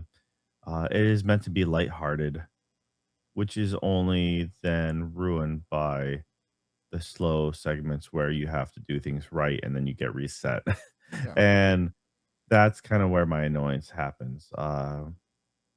Especially when you're hitting a new spot and it doesn't kind of let you know right out the gate where like what you're supposed to do, or in the beginning it's like here's a quick tutorial of all your abilities, and then they take away all your abilities only to then reintroduce you to them again later being like, hey, you can go into stealth. I'm like, well, duh, you said that in the very beginning. Or you can now use your ink ability. Well, yeah, you also showed me that in the very beginning. So why give me a tutorial just to give me another explanation slash tutorial now? Um, yeah. it it was once again, I just found that to be in the way of itself. Um, And I know though, it's yeah, I know it's a side scroller, but like there's plenty of places where they could have where you're in an open room and there's no reason why in real life you wouldn't be able to go like horizontal or vertically up and down and stuff like that. I feel like they could have used that a bit more and created rooms and puzzles where it's like, okay, most of the time you're going side scrolly, but like the way Little Nightmares does is every once in a while you get into a spot and now you can like run around vertically, and I think that they would have been able to get a lot more life out of this game and advance the puzzles a lot more if they had like, okay, come to this room and now you can go vertically and you're trapped in here because we have to trap you and we're going to put the puzzle like this. That would break up some of the monotony and make it feel like they're kind of doing more, but they never did that. There's like plenty of places where it's like you could have made this more vertical and you just didn't. I don't know if I really want that. I mean, if anything, I guess if they made it more of a Metroidvania where you're one, like you're have hub areas, but they're all interconnected, and you'd go back to it maybe. Yeah. Once again, it's just it tells its story. it gives you a lot of new locations and a lot of new uh, content for the what you're experiencing, but at the same time, once I just really cannot get over the fact that, like I said, some of those segments are kind of on the longer side. And unless if you're constantly hitting the like map, if you touch do you use on the PlayStation, there's a touchpad, and then it gives you the hint system. Sometimes the hint system's really dumb. Like, yes, obviously, like there's a box to interfere, like, and they're like the box might be heavier. I forget what it says, but it's like, yes, I know that I gotta use this box, but other times it's like, "Hey, this thing that you came across, like this new encounter, you can use camouflage." And I'm like, "Well, I wouldn't have suspected that I can use camouflage on that. I would try to have done something else." But anyways, it's like, yeah, it's just slow enough. It just kind of and it just has enough tedium in it where it's like, this is not as fun as it should be. The vibe is right. It's storytelling. At least I like a lot of the stuff behind that. I Mhm. just kind of felt that it was missing something, and especially when you see something like, oh yeah, they did a whole Metal Gear spoof. I'm like, that's for the trailer, but that was funny. I like that. Uh, so yeah, in the end, I think a solid 6. Is a fun game.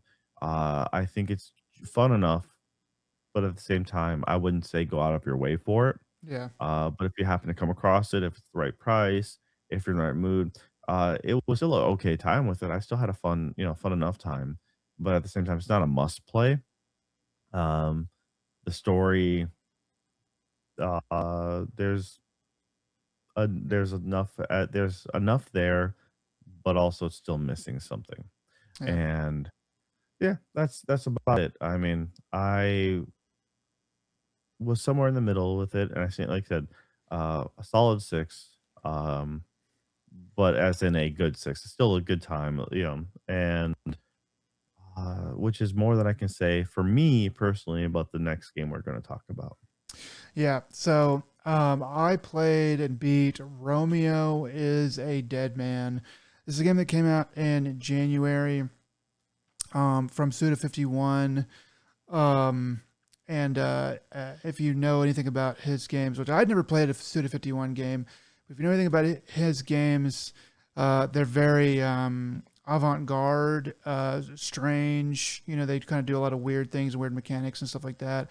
Um, but so this is the first one of his games that I'd played, and I was a bit underwhelmed. So this game is a third person, action with RPG elements. You are a character named Romeo, and you are a FBI agent, but one that polices the space time continuum.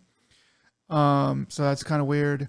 And you go around basically correcting the space time continuum from like these monsters and renegade people that mess things up. And there is a girl named Juliet who is the like main one you're trying to stop and and kill and end whatever. Um, and yeah, that's sort of the long and short of the story of it. Um, so there's like the kind of main parts of the game where you are running around, hacking and slashing and stuff like that, and fighting enemies. But then there's your base where the art style changes to an isometric, pixel version, and you have different stations where you can do upgrades or you can talk to people or whatever. And there's like a mission room and stuff like that. And then you can like grow zombies, and then these zombies you can use like in combat. And so you kind of have to mix and match and figure out what you want to do best for that. Um, so yeah, so that's kind of how the game like really works. Uh, so so as you go through these levels, you have to go into like there's these floating TVs that you find, and so you're fighting enemies and stuff like that, and then you find a floating TV, and on the TV there's a man who you can't see his face. You can only see him basically from like the middle of the chest down, and you're looking at a table, so like he's sitting across the table from you, and he's just pouring sugar into a teacup, and he's saying things to you, so you're reading his words on the thing, and they're very it's very like philosophical and strange. So, but once he's done talking, and he says something different like every time. Once he's done talking, it says, "Do you want to go into subspace?" And so you say yes, and you go into the TV, and then you're in subspace. And then this is like a puzzle zone. So you figure out, so like you go through this. It's 3D, like kind of like your normal, action portion of the game, but you kind of have to see it to really know what I'm talking about. But there's these almost like a Tron style structures, and you have to navigate through these, and they look very strange, um, you just have to figure out the puzzle to make it to like the next, to make it into the exit from the subspace TV that you came into. You have to make it to a different TV, and that exits you back out into the regular hack and slash portion. Rinse and repeat until you basically finish the level. And yeah, so all of that is was actually not too bad in terms of the style of gameplay. Just kind of that concept was not bad. Um, I felt like the actual action portion, the combat was kind of rough, pretty rough to begin with, and got a little bit better as you got more weapons and got everything that you needed to. The shooting is not wonderful. It's serviceable, but it's also kind of annoying. It's just kind of clunky. I think they know that, and so like you can get overpowered fairly quickly. The systems in the game don't really invite exploration, really. And then the story itself, I don't know what happened in that story. Like I don't know why you're named Romeo. I don't know why she's named Juliet. I don't really know why she ended up being bad. It's perfectly possible I missed a bunch of stuff. I actually wanted to go back. Actually wanted to go and read about the game and have it explained to me a little bit. They do quote Shakespeare at the end, Romeo and Juliet says she hates Shakespeare, and I'm kind of like, well, that's weird, but okay. So yeah, overall, like it's like a 15 to 20-ish hour experience. Um, I didn't hate it, but there's a lot more things that I sort of like. I was like, well, this didn't really go anywhere. Well, this didn't really go anywhere. That just sort of popped up, and that didn't really go anywhere. And so yeah, a bit underwhelming of an experience, I would say. You played it for a little bit. What did you think, Joe? Yeah, this is a fuck off 4. This is yeah, this is not a good game.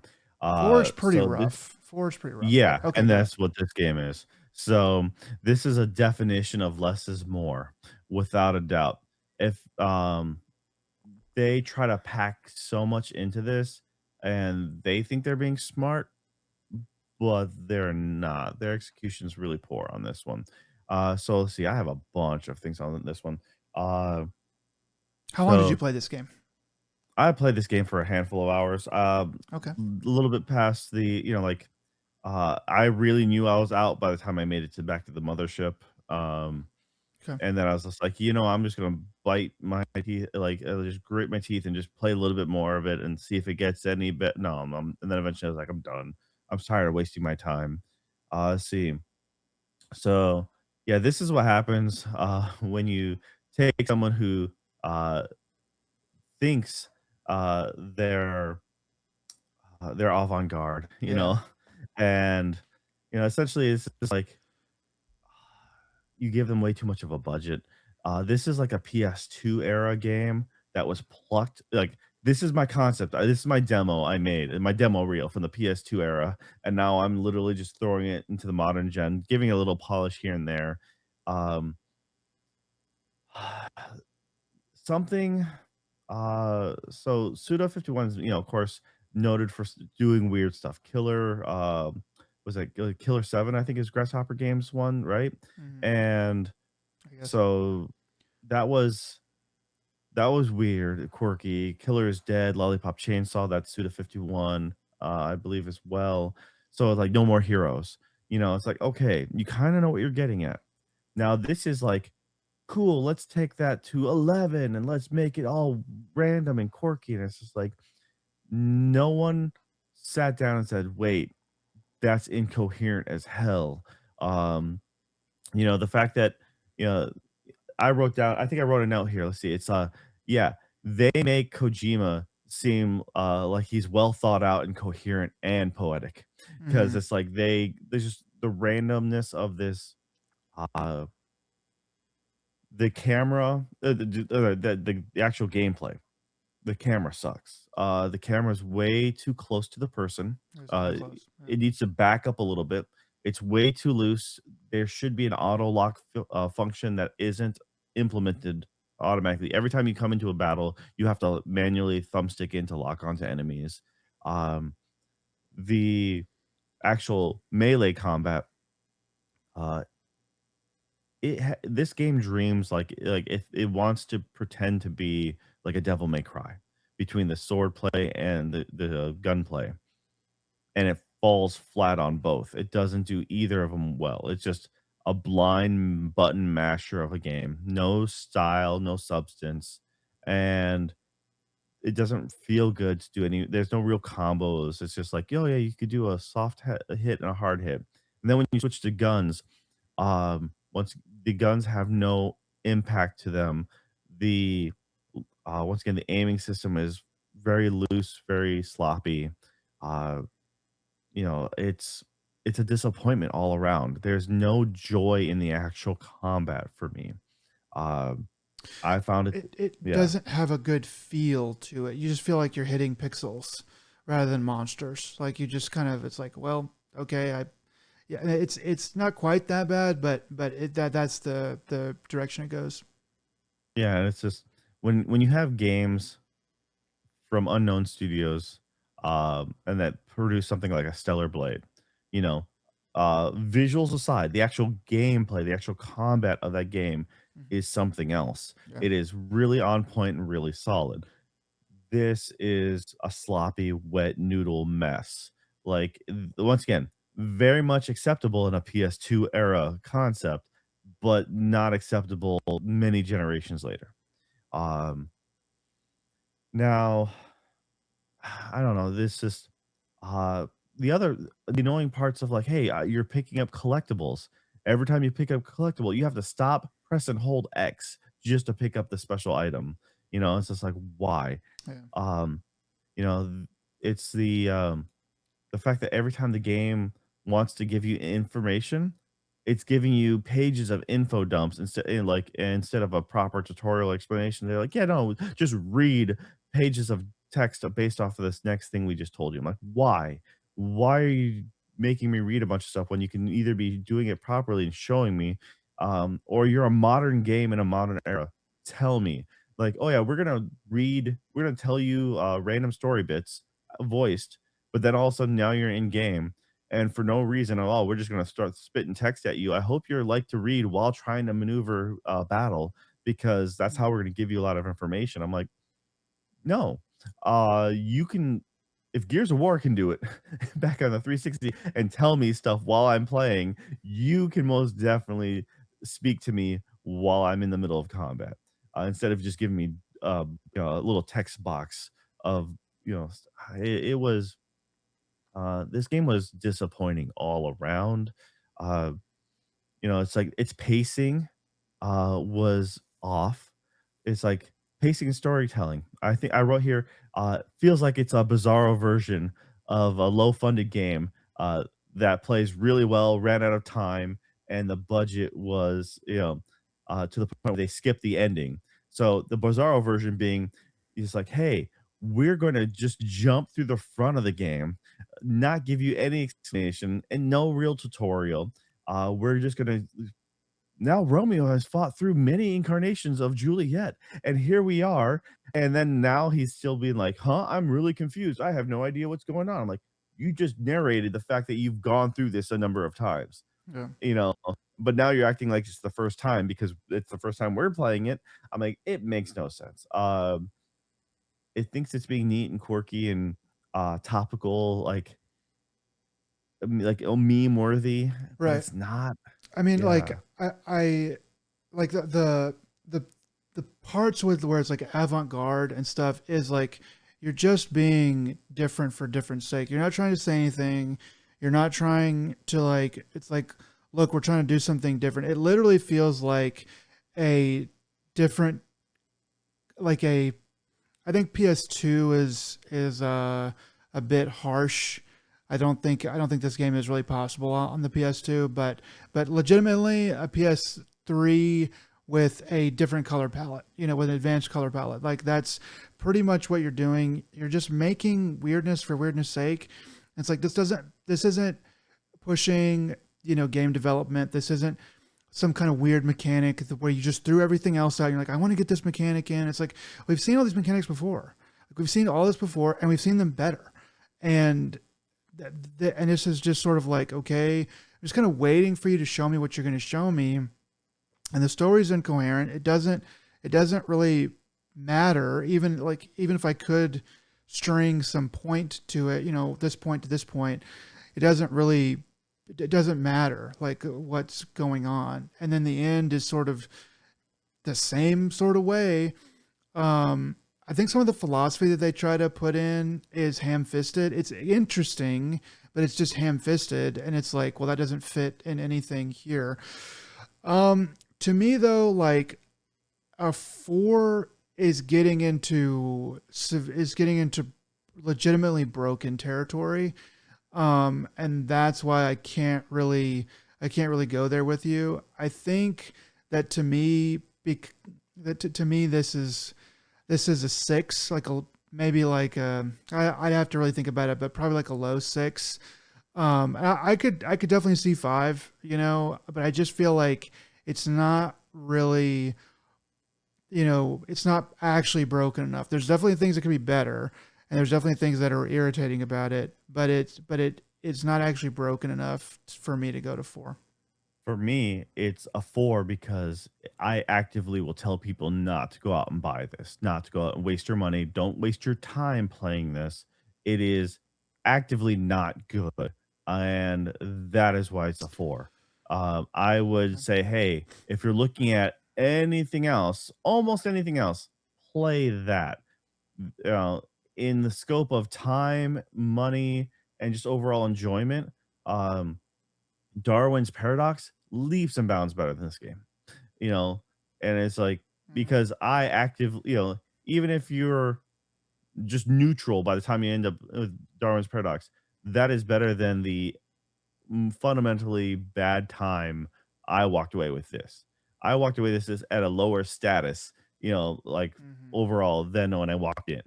And so therefore, yeah, it's a 4 for me. I can maybe argue a 5, but once again, I would it's like a 5 would be like, yeah, if you want, I guess, but I probably wouldn't. But no, I'm like, no, no, don't waste your time with this game.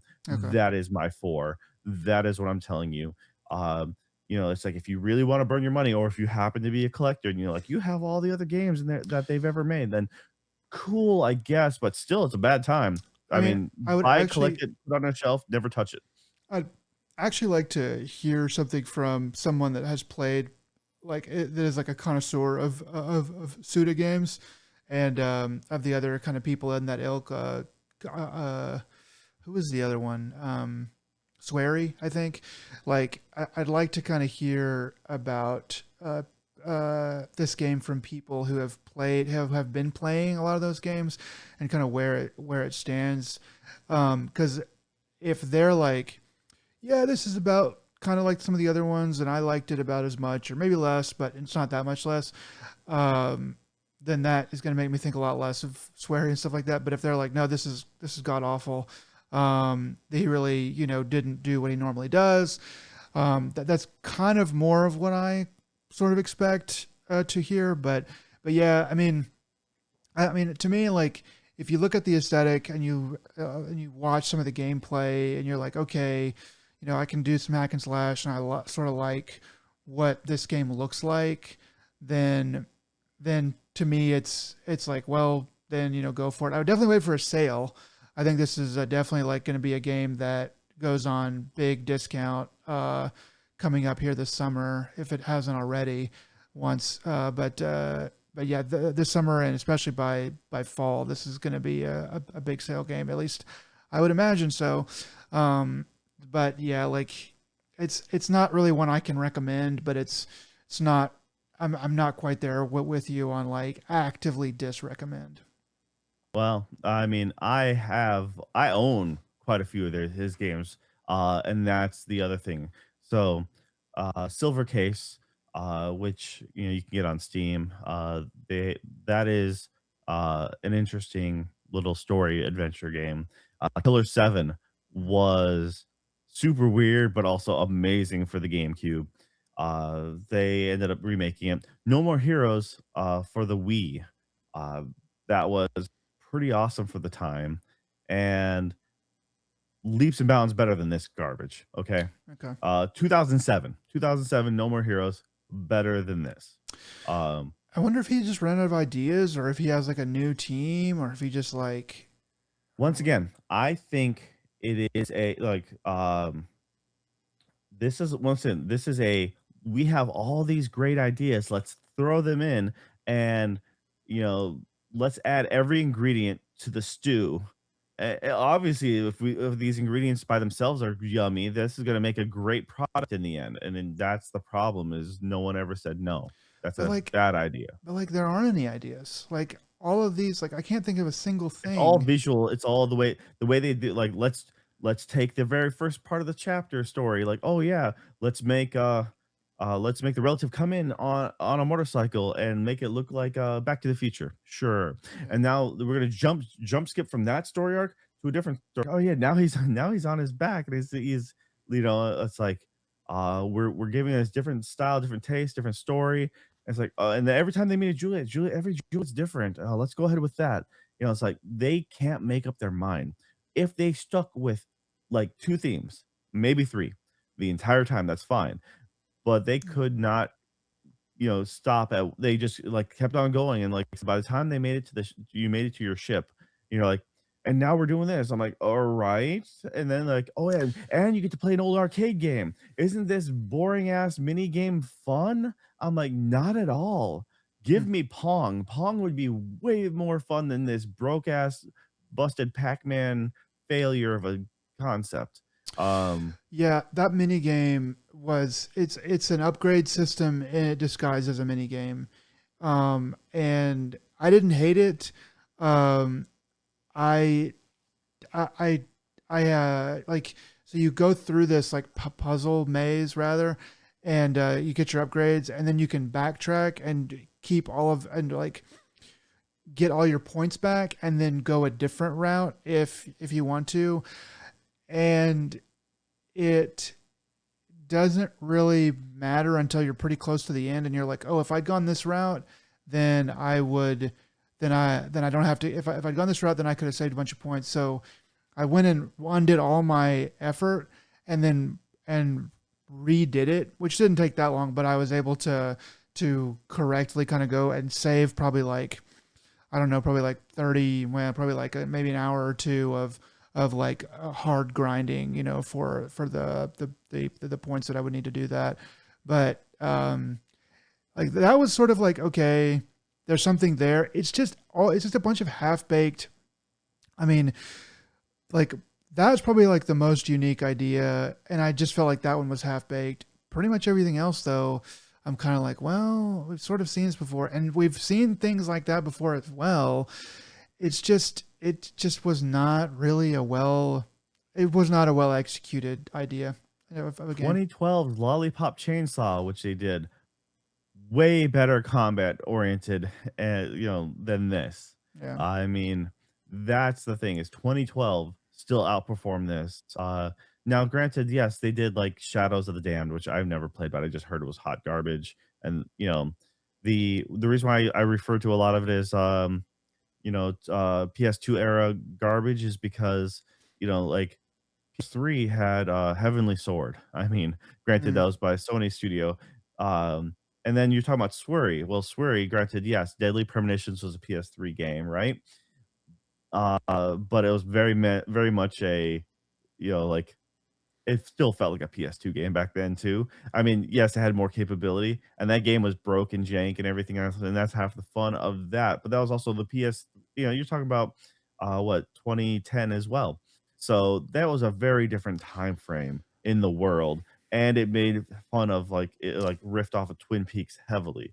So it was very much inspired. This is inspired by everything pop culture wise, and they're trying to make sure it's inspired by everything and it has no the fact that how many times it's like in the beginning it has to reveal like hey character name no dead man every like you're Yeah, there's a guy that was, he doesn't do it as much later, but early on, this guy would say Romeo, I mean dead man, and then go on with what he was saying, and it was like he does it the first time, and then he does it like every single time that he talks to you, and I was like, okay, so they're trying to tell me something there with that, but nothing came of it.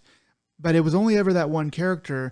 There's something that they were trying to get at, and they just didn't execute on. It just like, it's a situation where they think they're clever, they think they're funny, and they're so deep into their own joke yeah, that they realize that no one else thinks it's funny, but they think it's hilarious, it and that's must. the like I said, It's it's something a like half that. baked.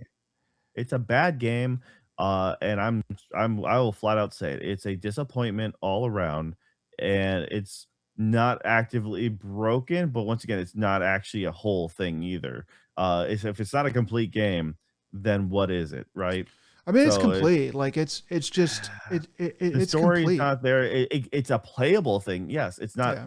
It is playable, but that depends on your Like, definition of what complete is. well, Because, I like I said, mean, if I'm it's like just a saying waste like of time, content complete, and I'm saying like, what content? I mean, 15 hours worth. Like it's 15 hours there. worth of wasting your time. If they just have the same couple of things on loop all the time and just wasting your time doing the mundane Well, bullshit, that, I mean, that's not it does content. add in more. Like it does add in more as you play the game. Yeah, you It's Stockholm syndrome yourself to being to liking it. You're like, dude, I've dedicated myself. I mean, I didn't really particularly enjoy this game, but 4 to me just is like where you're clipping through things, maybe not all the time. It's just obviously not complete. And I don't think you can say this game is obviously incomplete. I think this game is is if it's a bunch of half-baked ideas, it is not baked. So therefore it's not complete. Anyways, I'm not okay. arguing. This is game of year discussion territory. I don't care. You want it to be a 6, great. I think Octopath is fucking high art compared to this garbage, okay? So yeah. Yeah, I think this game is not particularly good.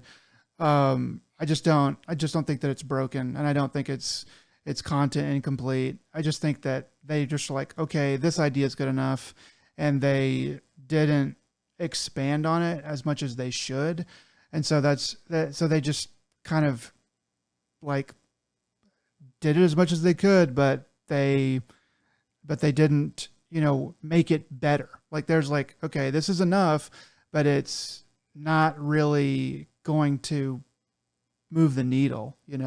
I mean, they Uh, start you off with the difficulty settings being life is like a box of chocolates, okay? They're like, yeah, here's let me describe to you what our easy, medium, and hard mode are, and then talk about sweet or bitter chocolates. And I'm like, okay, that's clever. You have me going here. Okay, let's see what happens. The first beginning little tilt shift art style. I'm like, that's kind of fun.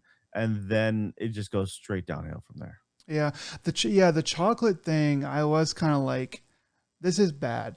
Like, you need to tell me in some way definitively, and like what I am picking here, because I was pretty sure I could figure it out, but I ended up just going with the medium setting, mostly because I just want to just play the standard, playthrough or whatever.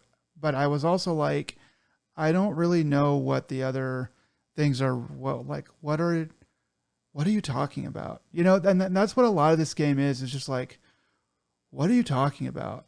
And I there comes a point Like a where, complete game. Yeah, making you question what are you talking about the entire time. well, I mean, if you'd played the whole game, then you could say whether or not it's complete, but you didn't, so you can't. So there you go.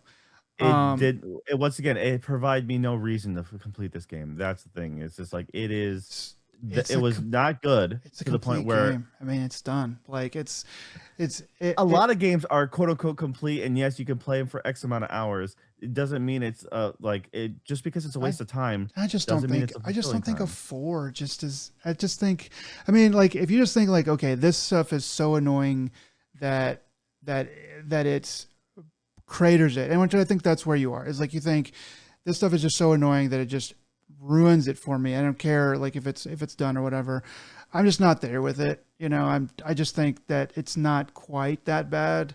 But that's just the difference that we have, I think, there.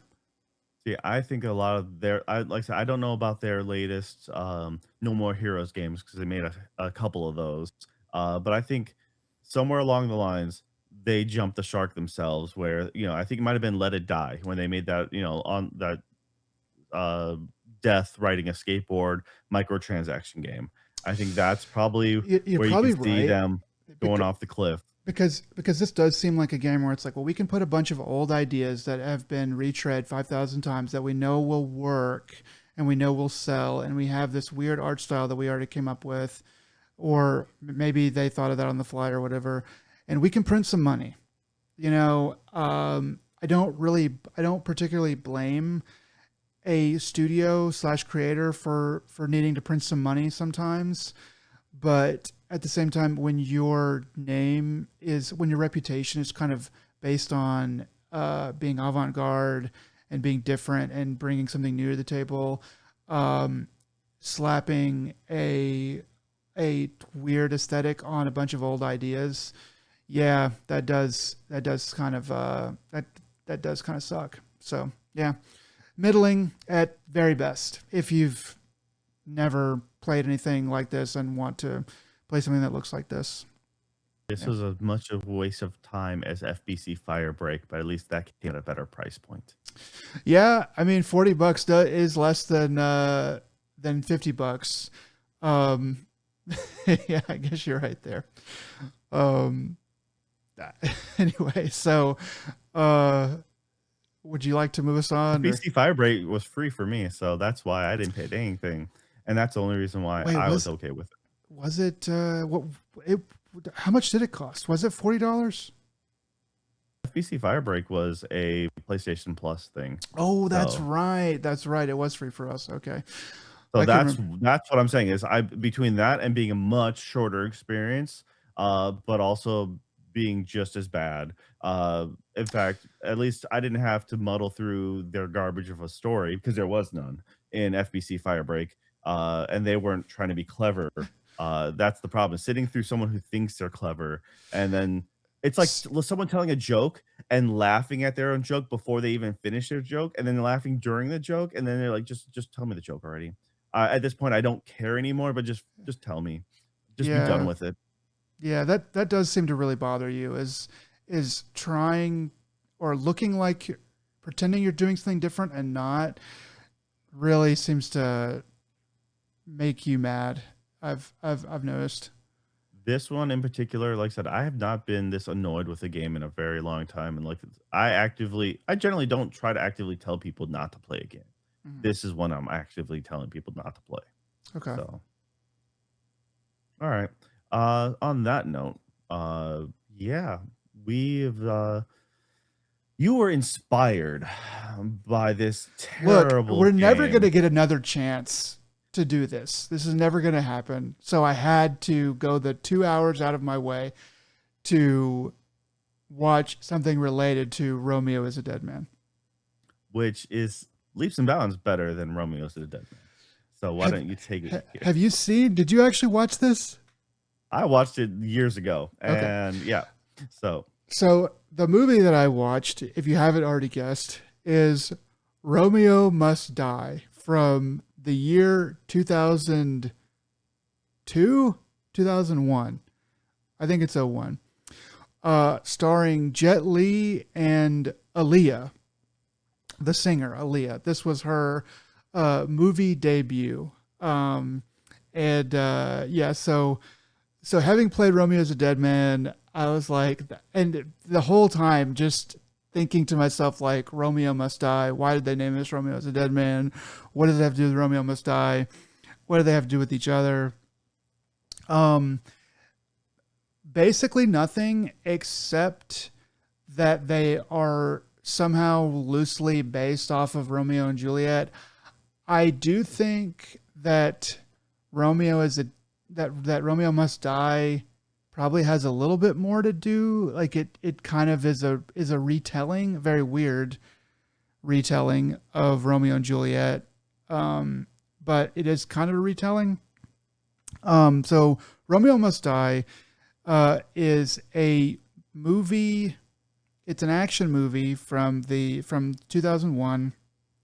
And Jet Li is the son of a Chinese mob boss, and Aaliyah is the daughter of an African American mob boss, and they there's a mystery that's going on where Jet Li's brother in the movie has died, and so he's trying to investigate that. And then Aaliyah's dad is making a play for like a big real estate deal, so it's a little bit Scooby Doo there. Um, but there's some action, there's some fighting. I didn't realize that this was supposed to be a retelling of Romeo and Juliet because Jet Li and Aaliyah being like romantically involved is like the most like nonsensical thing. Just like in every way, shape, or form, it just makes like no sense. And so they kind of downplay that a little bit. They leave it open through the movie, but then at the end of the movie, spoilers. So I read a little bit about this movie. There was there was a kiss scene that was filmed between Romeo or between Jet Li and Aaliyah, but it did not do well with test audiences. I guess because people in 2001 were really racist or something, but it didn't do well with test audiences, so they pulled that from the movie. Basically, at the end of the movie, they're just like, "Oh, I'm glad that we survived," and they hug each other and then like walk away, and you kind of just do with it whatever you want. Um, this movie just it the action is not particularly great. They do some CG stuff in it, some light CG stuff, I would say, that it was kind of criticized for because people said it's taking away from like the coolness of like the high flying action that Jet Li can bring. It's kind of taking away from that, and I kind of see what they're saying from that standpoint, and I do kind of agree. But but yeah, so the story is it's silly. It never goes really stupid. There's some scenes that are pretty hokey, where it's like, okay, now we're gonna fight, and then they fight or whatever. There's a football scene that is probably the worst scenes I can remember from in a while, where Jet Li has to play football. And he's never played football, and he gets tackled like comedically like once or twice, and then he's like, why are they hitting me and I can't hit them? And he's like, because you have the ball. And so what he does is he makes the other guys hold the ball so that he can beat them up and then take the ball back. Uh, yeah. So yeah, I think I could stop talking about it now for a little while.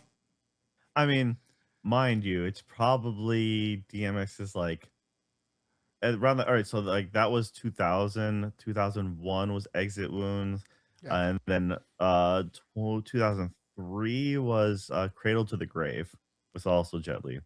Um, so it's like it was a interesting time in the DMX And filmography. I think this was also Jet Li's American debut. I think, well, no, because he'd done Lethal Weapon 4, but he was not like he wasn't he was not a lead in that. So this was something to do with him and Aaliyah. Basically, both of them their Hollywood like leading role debuts or whatever, something like that. So there's that aspect of it.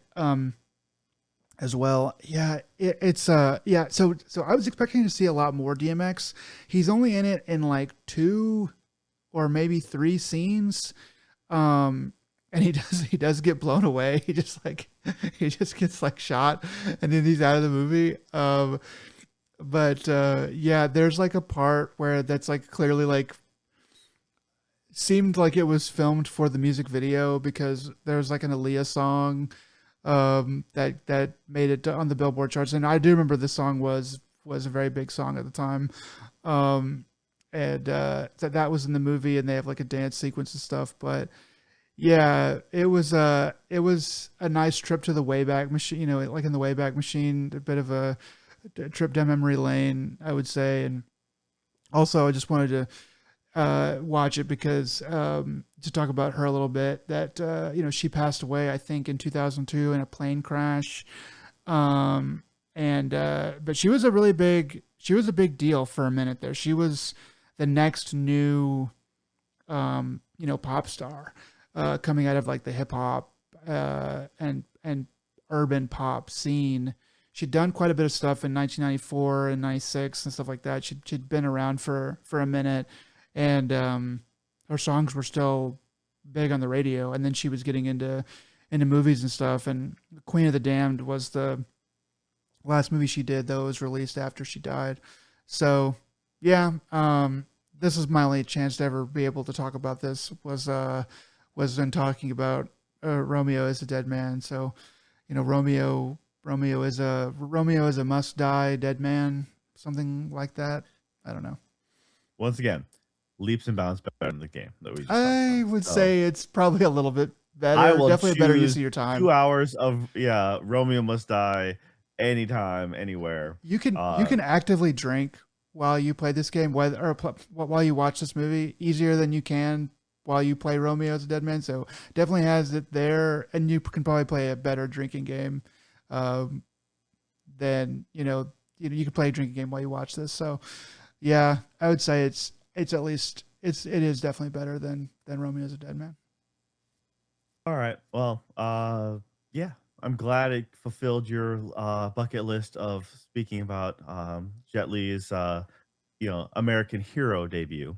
Um, yeah, Yes. and so the alright, so me, on the other hand, instead of watching, Romeo Must Die, again, because once is enough, but I do remember that football scene. That football scene was, hilarious at the time. Yeah, if you could go find that just on the internet, it's probably the one thing that's just like stupid enough to get some good enjoyment out of. Yeah, so the new season of anime is now upon us. A lot of new things that I wasn't expecting, and so usually I like to do the 3 episode drop, but there's just a lot of interesting things being simulcasted. So English dubs coming out with at the same time as the Japanese subs. So here we go. Um, Snowball Earth. So this one is the concept of kaiju's, landing on Earth, messing us up, and us fighting back with modern military weaponry. The interesting part is the kaiju are derpy as all heck. So I believe that the in Shin Godzilla, the second stage of Godzilla, which I cannot remember what they call it now. But there is it's when Godzilla, that version starts to make landfall for the first time, and it kind of worms its way on to the scene, has a really messed up face and start has gills. They took that image and then they rolled with that as their base kaiju for this. Okay, Um, nice. so the idea is there was a scientist who made a AI sumo round, you know, robot, bipedal robot that is meant to detonate itself as a bomb. So it's just, but the thing is, it's AI, it's self-aware, so it's like it's actively protesting against its own use, trying not to be sacrificed to take out kaiju. They're like, hey, if it's a success, then we can mass produce these things. Um, and in the concept of like the old Gigantor, you know, mech anime, the scientist has a son who's super smart, but also socially awkward, can't make friends because they're afraid to talk to people, and happens to feel empathy for the robot not wanting to have to take its own life to take away the enemy. So it gets in and pilots this thing, and kind of a Gundam esque. I found the manual, and I'm going to quickly read the manual, and now I'm a perfect pilot. Is able to defeat the local kaiju, and they quickly do a time jump where as the kid gets older, the robot's of outer shell's evolving, um, to the point where at the end of episode one, they're already ready for the final battle, and it's like, oh wow, that's a lot. Um, I'm not gonna really go much else on that. I'm gonna leave you with to watch it to get the what the cliffhanger is. Um, it's kind of interesting, but once again, episode 1 is very much a prologue because it's not until episode 2 that it's gonna be like, "Oh, okay, now we're really gonna get to what the story is actually about," because all Okay. of it's just backstory, essentially. So, Was just episode one released first, or did they do like a 2 episode release on the first week or something? uh, at the current time, there's only 1 episode out right Okay. now, Okay. so, you know, we'll see how it goes. I'll come back probably at the 3 episode mark and say whether or not it's actually worth continuing, but it has me interested, to say the least, and once again, it's just like, I just wish I knew what I cannot remember the name of that Godzilla, form. They have, like, a cutesy name for it because, of course, they merchandise the crap out of it in Japan, Of course. because it's a fugly looking, creepy Godzilla, and but yeah, there's no way you can look at that and the kaiju. You're like, oh yeah, no, they're one and one. They just lifted that idea. So all right, Snowball Earth, interesting. If you like mech or kaiju, then or sci-fi aesthetic, then yeah, sure. Let's see. One that I was super surprised that came in, and I quickly messaged you was gals can't be kind to otaku. Um, I really like this manga.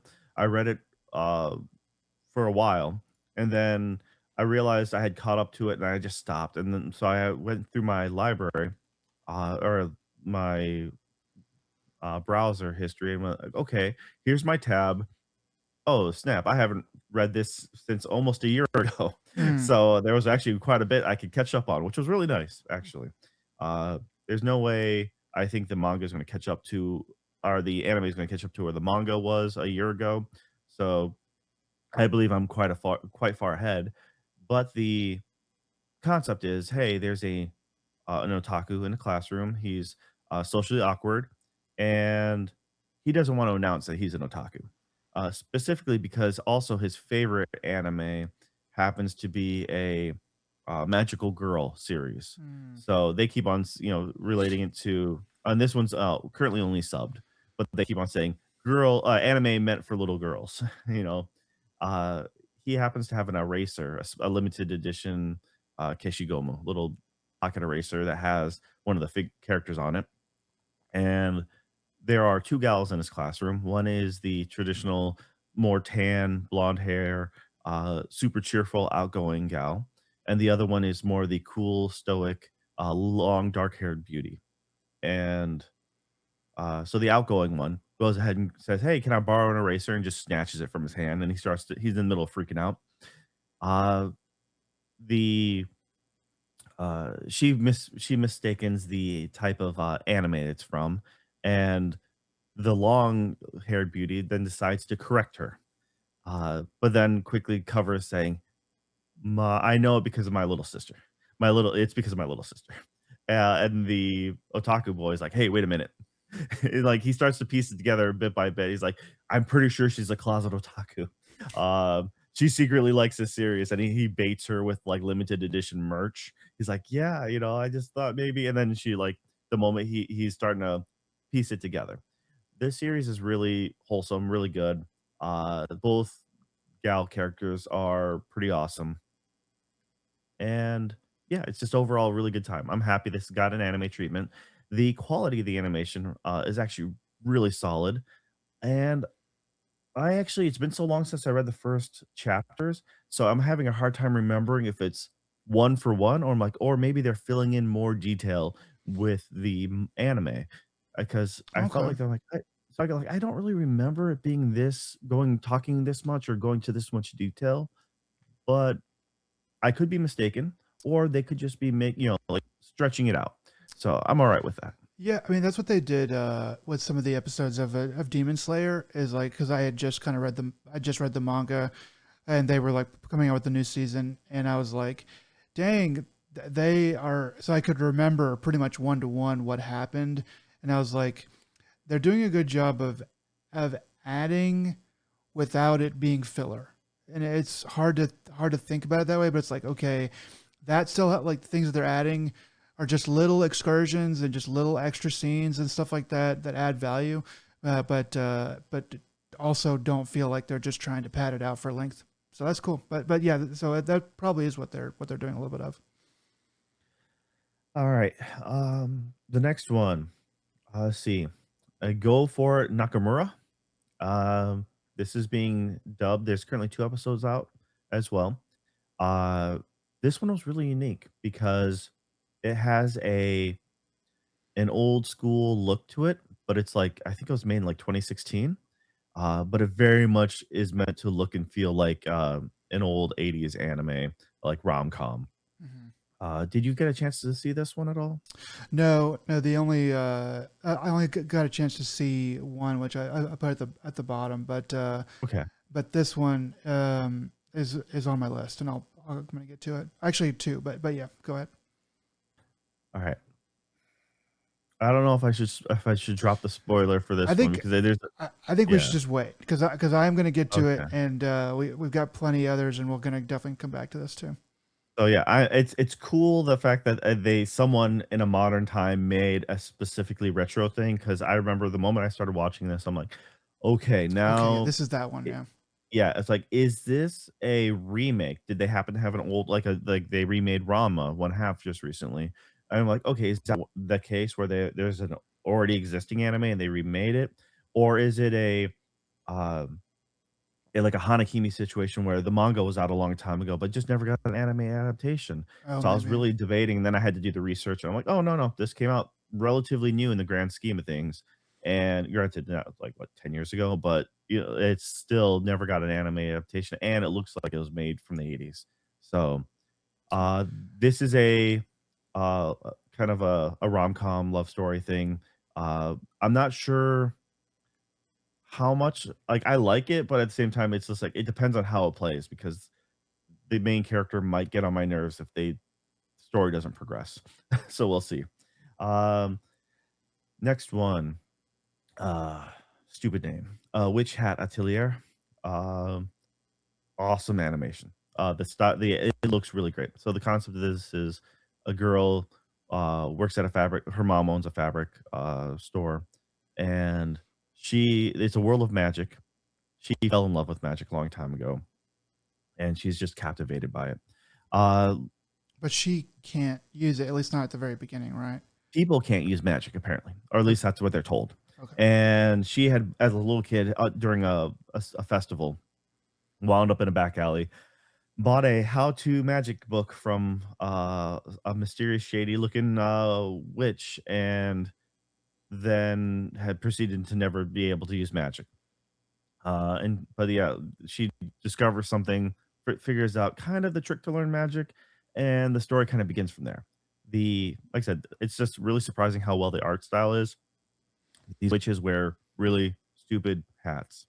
They're like the equivalent of they remind me of the old dunce caps that used to be Yeah. popular in America, like during grandparents' age or great Honestly, yeah, grandparents. like the hats in this, what I've because I've seen the manga and stuff, and I heard that it's good, and I have seen videos and stuff where they talk about how good the art is in the manga, and I do agree it's pretty amazing. But I'm also like, but the hats, man, I don't really know if I don't know if those are the coolest maneuver, but okay, Yeah, it's I don't like know.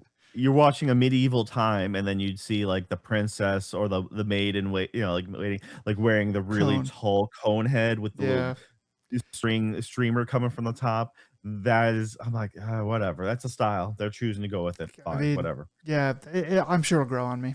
Uh, Watching this, I did notice like, yeah, okay, somebody's putting their best foot forward in terms of animation. You can tell that they're using the good team and they're using, the good colors and all that stuff, and they're going the extra mile, at least a little bit, to make it to make it look polished. I only watched a little bit of the first episode, but this is one of the bigger ones this season, so it's definitely going to be one that I try to stick with all the way through. okay. Next one up, Nippon's Sangoku, the Three Nations of the Crimson Sun, is currently getting dubbed as well. This one is a unique setting where they wanted to tell a Sengoku story, but having it with a modern twist. So Japan, like they kind of played out comically in the beginning, talking about how the declining birth rate and Japan's kind of going in a downcline. Really quick, World War III happens, nuclear war, but guess what? Japan was never involved. But then the like due to population decreasing, you're looking at a tenth of the population that Japan was currently, immigrants coming over, and then eventually everything regressing to a warring states period. Um, Okay, so we just so had to finagle it until we could get back to what we actually wanted to talk about, which is a future warring states period or whatever. but everything's old again because technology and everything went down the tubes. So it's just like full reciprocal. Time is a circle. You wind up about you go to the end of the time and it repeats itself. Um, the art is actually kind of neat in this. It has a very unique art style. I kind of like it. Um, the main character is very analytical. He's essentially Spock. Like he's Okay. very, yeah, they make him Spock. That's just the easiest way I'm gonna say it. So he's all about the technicality. It shows it's him at his wedding, getting married, and trying to tell his spouse, he's like, "Why are you in a wedding dress? It's just a waste of money. It's like a waste of money. There's no reason. Like wedding dresses had religious implications. None of us are religious, or none of us are Christians, so there's no reason for you to have a white wedding dress." And her response is, "It's cute." And he just can't physically break that. Um, so he's a straight-laced, like, nerdy guy.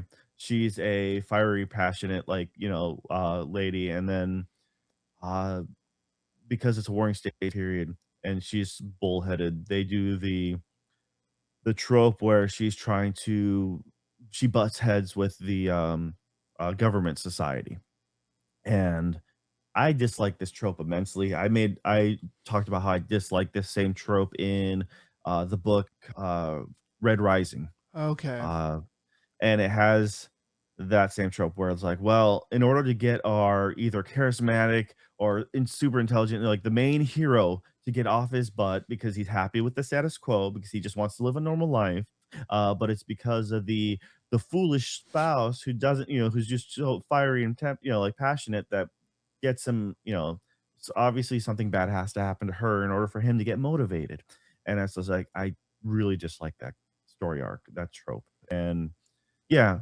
but it does look really good, and episode 1's got me interested. So we'll get back to this. I kinda recommend giving this a shot. Okay. Okay. Um, they do a really good job about making the government officials really, really punchable. Like, they just make you really dislike them just by the way they're drawn. You're like, "Oh, that just makes your skin crawl." So, yeah. Okay, the next one up is, Daemons of the Shadow Realm. So this one, I can't remember the mangaka's name, but it's essentially Full Metal Alchemist author, because they have a very distinct art style. This is this is also another neat one because a lot of their outside of Full Metal Alchemist, everything they do is a little different. You know, they made Silver Spoon, which was like a modern setting about a high school kid who couldn't take the high school like university college grind, and he just kind of runs away to Hokkaido to be a farmer. He goes to go to agricultural high school. Yep. There was he made Arslan, which was like the I think it was the Persian Empire, but as a you know, I th- the equivalent I of think that the mangaka for Full Metal Alchemist was a woman. I think I read that somewhere. I honestly don't know. It Okay. wouldn't surprise me though, but like Arslan was played out something, and this I don't know how historical accurate or any of that was, Mhm. but it's like kind of like Alexander the Great scale of battle kind of concept. So that was a fun one. And now there's this. This one is like you're there. It's about a small tribe in the middle of the mountains, and there's not a lot of information given. Um, but they kind of they're set in their ways. They don't leave the mountain, and there is a merchant. They get all their supplies and stuff outside from a roaming merchant. Uh, there is a plot twist that makes it very interesting, and it's just like, "Oh, okay." You kind of seen it coming to a certain you're questioning it about halfway through, and when it happens, you're like, "Ah, that makes sense." Now and I just don't wanna spoil that. I say give it a shot. If you liked Full Metal Alchemist, if you like this guy or this good person, I mean, this mangaka, then by all means, give it a shot because it's a fresh take. We'll see how well it plays out, but it's most definitely a different style. So once again, only episode 1 out so far. I want you, Nick, to give this a shot, and we can Yeah. talk about this later. Diamonds of Alright. the Shadow Realm. It's on my list. Alright. Welcome to the Demon School, Irma-kun, season 4. Irma-kun's awesome. Absolutely great. I love it. It's a funny, wholesome comedy. You just absolutely love the characters. Irma-kun is such a positive, happy-go-lucky person.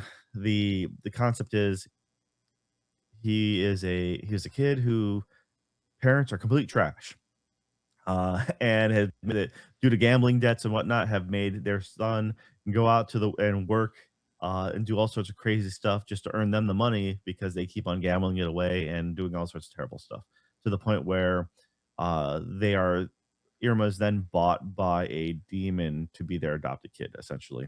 So then he's taken to the demon realm, and he's the principal of the school. Uh, he's like, "Yeah, you're gonna be my grandkid, so I'm gonna spoil you and treat you nice, and but you're also gonna go to the school, and people think humans are a myth, and so they don't actually believe humans are real, but also they'll probably eat you, so you gotta pretend to be a demon." And yeah, it's just it's a good time. I like Irma a lot. And Uh, season 4, it's a successful show. I mean, it just keeps coming back. it really does, and it's worth it. Uh, Unlike Rent a Girlfriend, who's on season 5, and I can't believe that crap. Oh my god. F that Ah, noise. Rent a Girlfriend, your old adversary. Oh man. Um, yeah, it breaks the brain on how that thing can keep on going. I mean, but the merch probably makes money, so It must be a really good show, Joe. I mean, you pretty much have to admit that it's like you know what? good. Why don't you report back? Watch all 5, watch the seasons, get back to us, give us I'm your gonna be too busy watching other anime that you've already said I should watch before that. So I mean, I can't. you got my permission. You can start with Rent a Girlfriend. I Uh I've You'll considered it finish a that couple one times. before I finish, Romeo Is A Deadman, okay? I mean, I would be more inclined to watch that, even if I hated it, just to like bludgeon you with it on this podcast by talking about it. Dude, I would rather watch it than play Romeo Is A Deadman, okay? Well, you can, like I said, you could drink while you while you watch things. So, yeah, I don't know. I don't have a horse in the race. So I don't really care. But it's I just always get a kick out of how much you just your vendetta against Rent a Girlfriend. It's, once again, the fact that, bottom tier trash gets made into multiple seasons while really good stuff gets passed up. It just makes no sense. Or things that deserve a sequel season just never seem to get it. But once again, you got a bunch of girls on your cover, and then you can sell the merch that obviously is going to make a lot of money with a bunch of lonely otaku. So that makes sense. Um, Yeah. Yeah. all right. And then the last one, you threw this up here, was a recommendation that I did say. So did you actually remember the full title of this one? Um, I did a minute ago and I forgot. It's I made friends with the second Prius girl, but I don't know. I can't remember how it is exactly. Yeah, the problem with me is because I go through so many anime and I don't bother remembering the names. So I just literally tell when I relate it to people, I'd be like, uh, second prettiest girl is what I'd name this one, or I'd say Yeah. like just Iramakun, not Demon School, nothing. I just say Iramakun. So yeah, this one is literally I made friends with the second prettiest girl in my class, online, free. No, yeah, so that's it.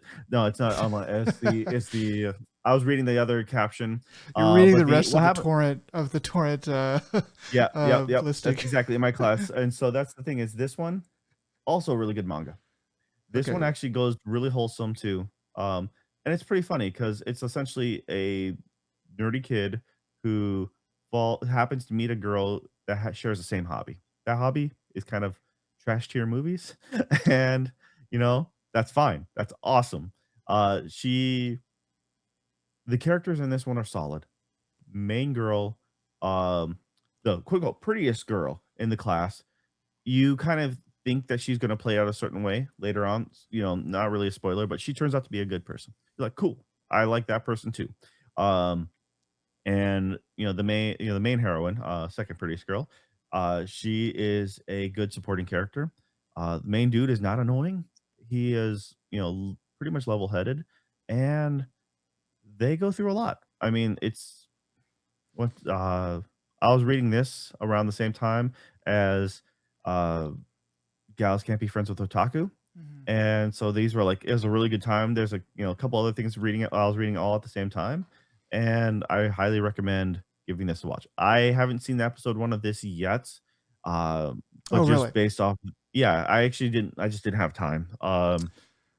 No, you Obviously, I watched a watched a bunch bunch of of other other ones. stuff. This is one that I jumped in and it's like okay, it was on the top of my list and so I went ahead and started to watch it and I did immediately like the characters. And some of these, if they don't do it right, they really can be annoying pretty much instantaneously.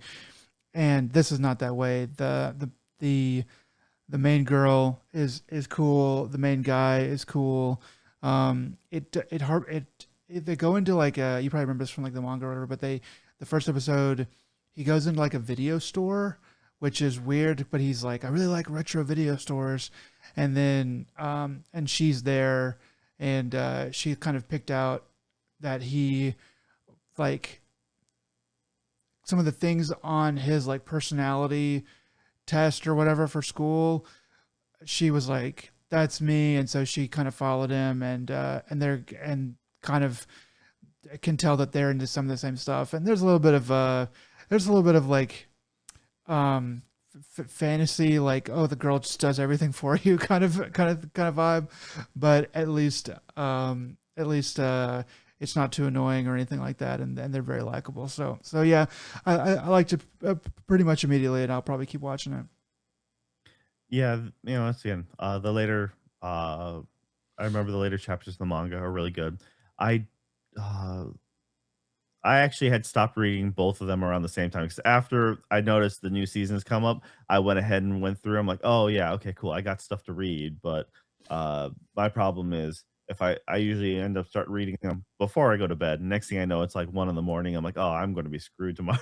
Yeah. So, but yes, totally awesome. I think I'm happy that this is getting attention. Uh, I'm assuming it's continuing. I actually don't know if it actually ended or not, but I think it's still continuing. but it was getting to really interesting spots. I'm really curious how far they're gonna go in season 1. Um, I can see They them probably playing it both. probably won't Yeah. kiss, right? They probably like. I'm Well, sorry, I had to just go, just go with that. well, the thing Anyway, is, it's, second you know, base. it's like they end up getting to some good, interactions with their families. Okay, I'll just, they actually have parents. You know, weird. I forget we were joking about a different anime. We're like, yeah, surprise, surprise. So and so actually has a family. What were we And talking about? We were talking about somebody that has parents. Some girl. The guy didn't, but the girl did. I can't remember what it was. yes. Uh, but that's the thing is, anime always has to kill. It's just like Disney princesses. You got to kill off the parents. You It's know, just they're just in the way. I'm or sorry. just like superheroes. Any good superhero doesn't have a good set of parents. They're not in the picture. Yeah, that's true too. Yeah. Yeah, that all right. Uh, but right now, so far, it's looking to be a really good season of anime. A little bit of everything for everyone.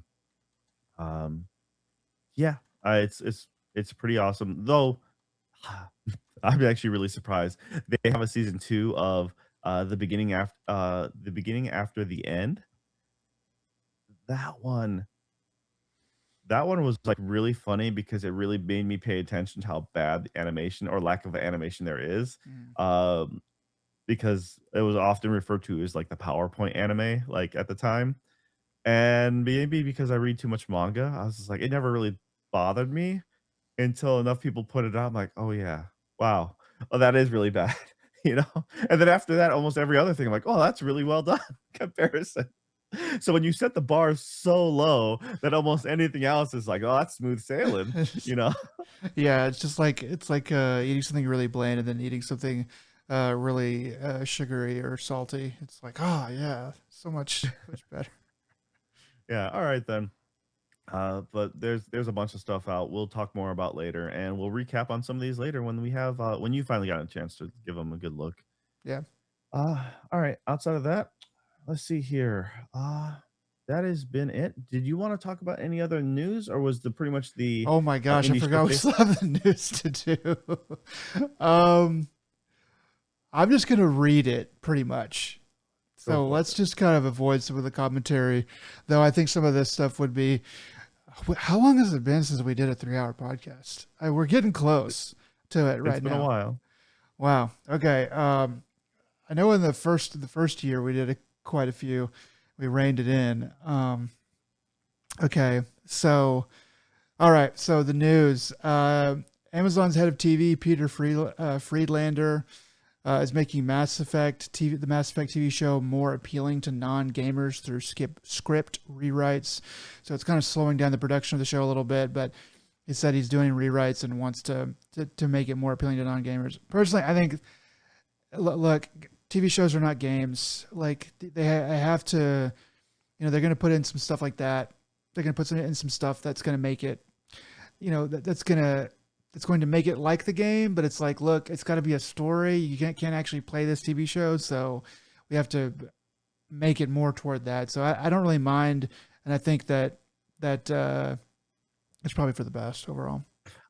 I'm curious what they mean by that because obviously it's not going to be a game like The Last of Us didn't have a bunch of massive amounts of gaming elements where like they're stealthing through the entire area trying to murder everything.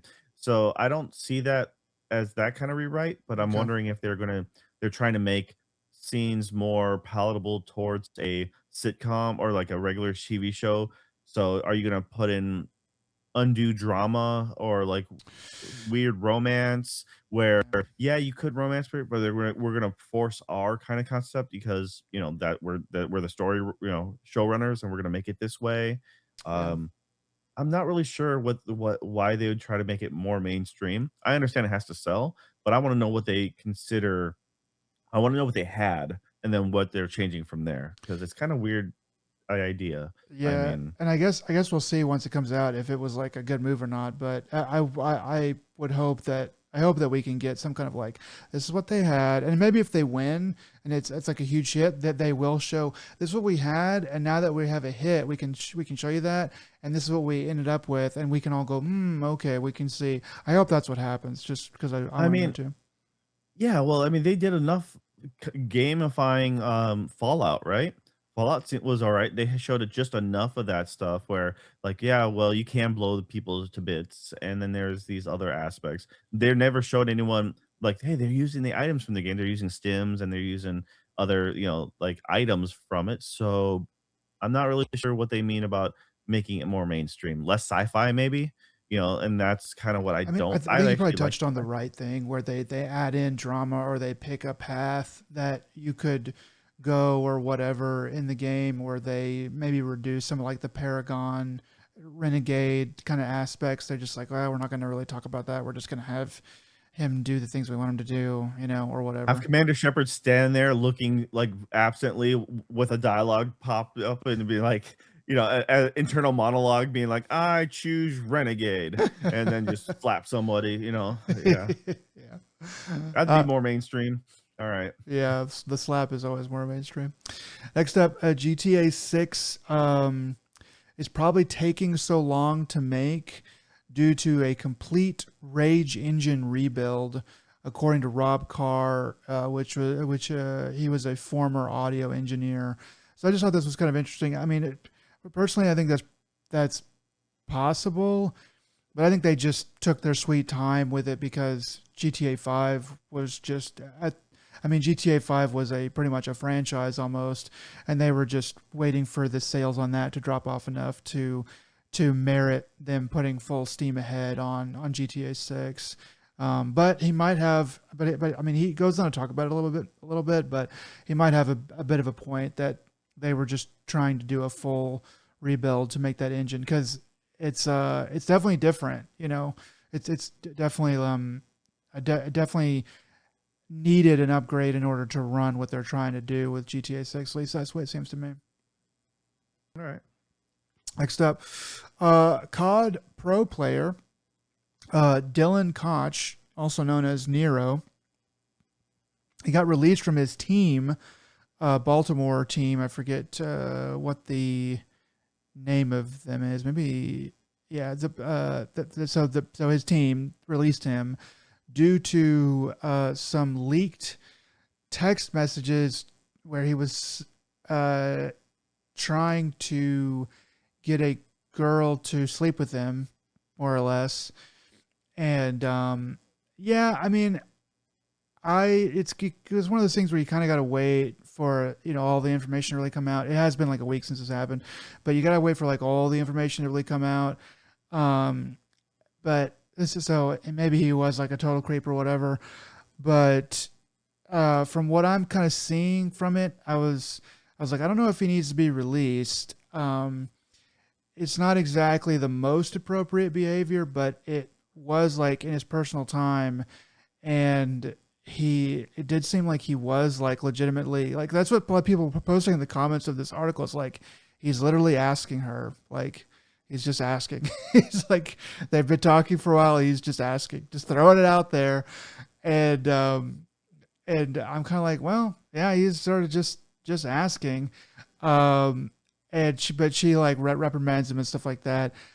All that's not the best. It's kind of embarrassing. I don't know if he needs to be released, but then again, maybe the other shoe's going to drop and we're going to find out a bunch of stuff as tends to happen, seems like these days. But yeah, anyway, so I just thought it was interesting, so thought I'd mention it. Yeah, I don't know. There's a lot of unknown variables, at least on my end. You know, are they both adults? Are they in relationships already? Are if they're both single? Because is it a Tiger Woods situation, right? It's like where he was obviously Tiger Woods was in a relationship, and obviously infidelity is afoot. So cause it. Who knows? I just don't know anything about this person. I can see it being a sore spot because when you're on a team, you have your actions reflect as a team image, and especially with something like the esports realm. Like esports is tough enough, and it's like really hard to be taken seriously. So if you're doing stuff to make you one person acting like a fool, will completely color the entire landscape. I mean, so for everybody, not even your team alone, but the other teams, because like that's what those people do. And so yeah, it's just. Yeah, Uh, I mean, he probably should have. He probably should have not put it in text. Maybe just read the room and then made a call and said, hey, you want just want to hang out a little bit? Like, I don't know. And if she was been like, I don't really want to hang out anymore in person, and you'd be like, okay. I think a lot of times people can pick up on where your like ultimate aim is, and they could let you down more easily, you know. But yeah, anyway. So yeah. there's all that. Next up, Kotaku. This is coming from Kotaku. Amazon's game streaming service called Luna is taking away game streaming. I don't really know anything about Luna, so I don't know if you can just play the games that you've bought on there. But they're not giving any refunds or anything like that. Um, and so yeah, so I mean, nobody really talks about Luna. I didn't even know that it existed, or maybe I just forgot that it existed. But they're taking that streaming aspect away from it. Um, yeah, Amazon's just kind of. I think all of this stuff can be handled through like Prime, through Amazon Prime, which is why they're doing that. But it's kind of weird if like you're paying for a service and then you can no longer use it. I guess they don't need to give you a refund because you've been good up until then. But yeah, so I'm gonna keep an eye on this and let you know if anything else comes of it. Yeah, I know free games on Amazon for Amazon Gaming. They offer games through Luna too. Haven't tried the streaming portion, so not really sure. I know a lot of like Xbox, Luna is allegedly playable on a lot of things.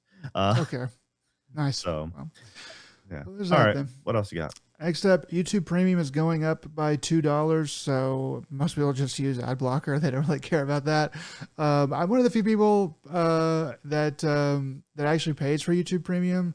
I like to watch YouTube on my big TV, and I like to not have ads. And I like to be able to skip the baked in ads because actually YouTube Premium will kind of let you do that most of the time.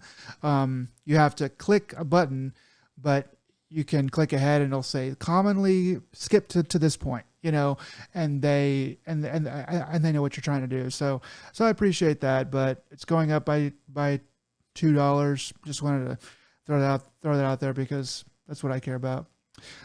Ad Uh, block on your phone, stream your phone to your TV. Done. Okay. okay.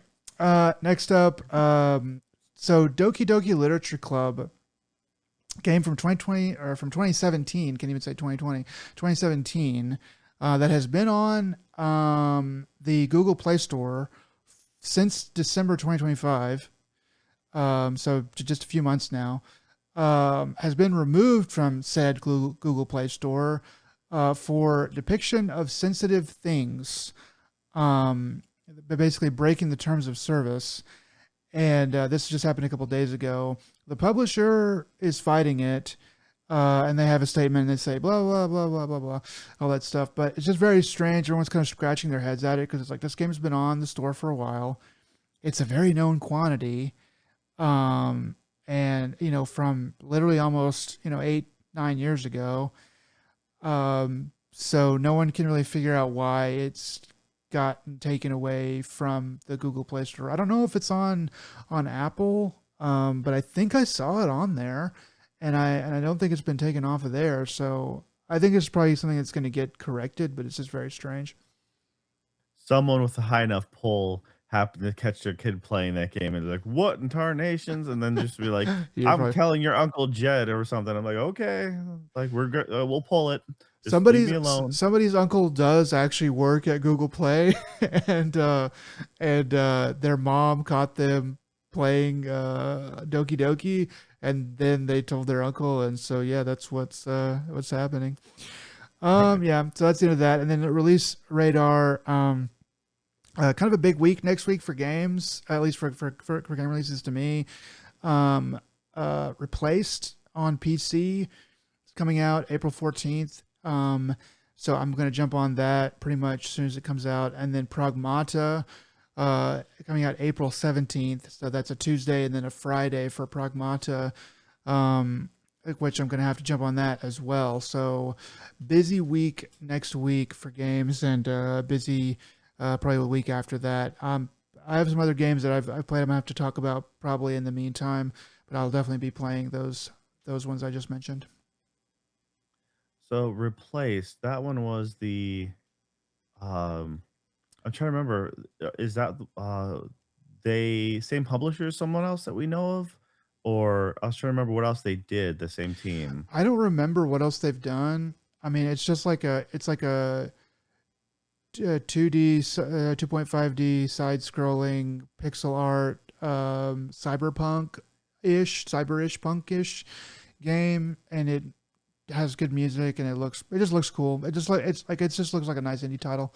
Um, I kind of was kind of I wasn't sad really, but I was kind of like, dang it, whenever they moved the release date up for Pragmata, because one, they moved the release date back for Replace, and then they moved the release date up for Pragmata.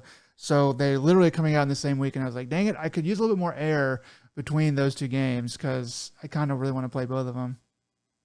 But Yeah, and then the week after has some stuff coming up too. So yeah, that April's big.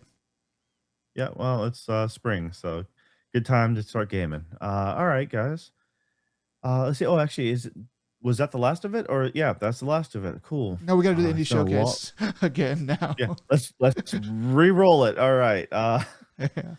From the top, Nick. Okay. Anyways, yeah, guys. Um, if you made it to this far, well, thanks. That's a lot. That's a big ask. So we appreciate it. And this has been ADP episode what 172. No, No, this is 171 because 171. the bonus episode threw me off. Yeah. So 171. And Nick, what are the words of wisdom you have for the people out there? It's always good to drink a lot of water, but you do need to plan your bathrooms out if you're going to drink a lot of water. If you have a baby bladder, but if you can tough it out, good for you. You're just chugging water while you're on the interstate, and there's like the middle of the desert, and you like I guess you can just pull over and pee, but just like you have nowhere to pull over, and just chugging water. Good luck. You're one of those cats who stop in the middle of the movie at the movie theater and be like, I gotta go to the bathroom now, you know, because you didn't. I actually try to plan it out so that so like I will actually drink like less water going into the movie, and then drink soda or whatever, and also go to the bathroom, before the movie obviously. But yeah, it's just one of those things. You gotta think and plan, guys. Just think and plan, think about what you're doing. Okay. The other thing is, or just drink a bunch of water, especially when you're driving on the interstate, and you're getting sleepy. Then you're like, well, I can't go to sleep because obviously, if I get in a car accident now, they're gonna find me as a wet mess, and I do not want to be that as my outgoing message. So just hold it and drive as far as you can until you make it to your destination. Um, totally terrible words of advice from ADP here. Don't listen Uh, to Joe. Just listen to me. Never listen to Nick, especially with about his sixes versus my fours, guys. Okay. Yeah. Well, guys, until next time, this is ADP. Y'all take it easy. Bye.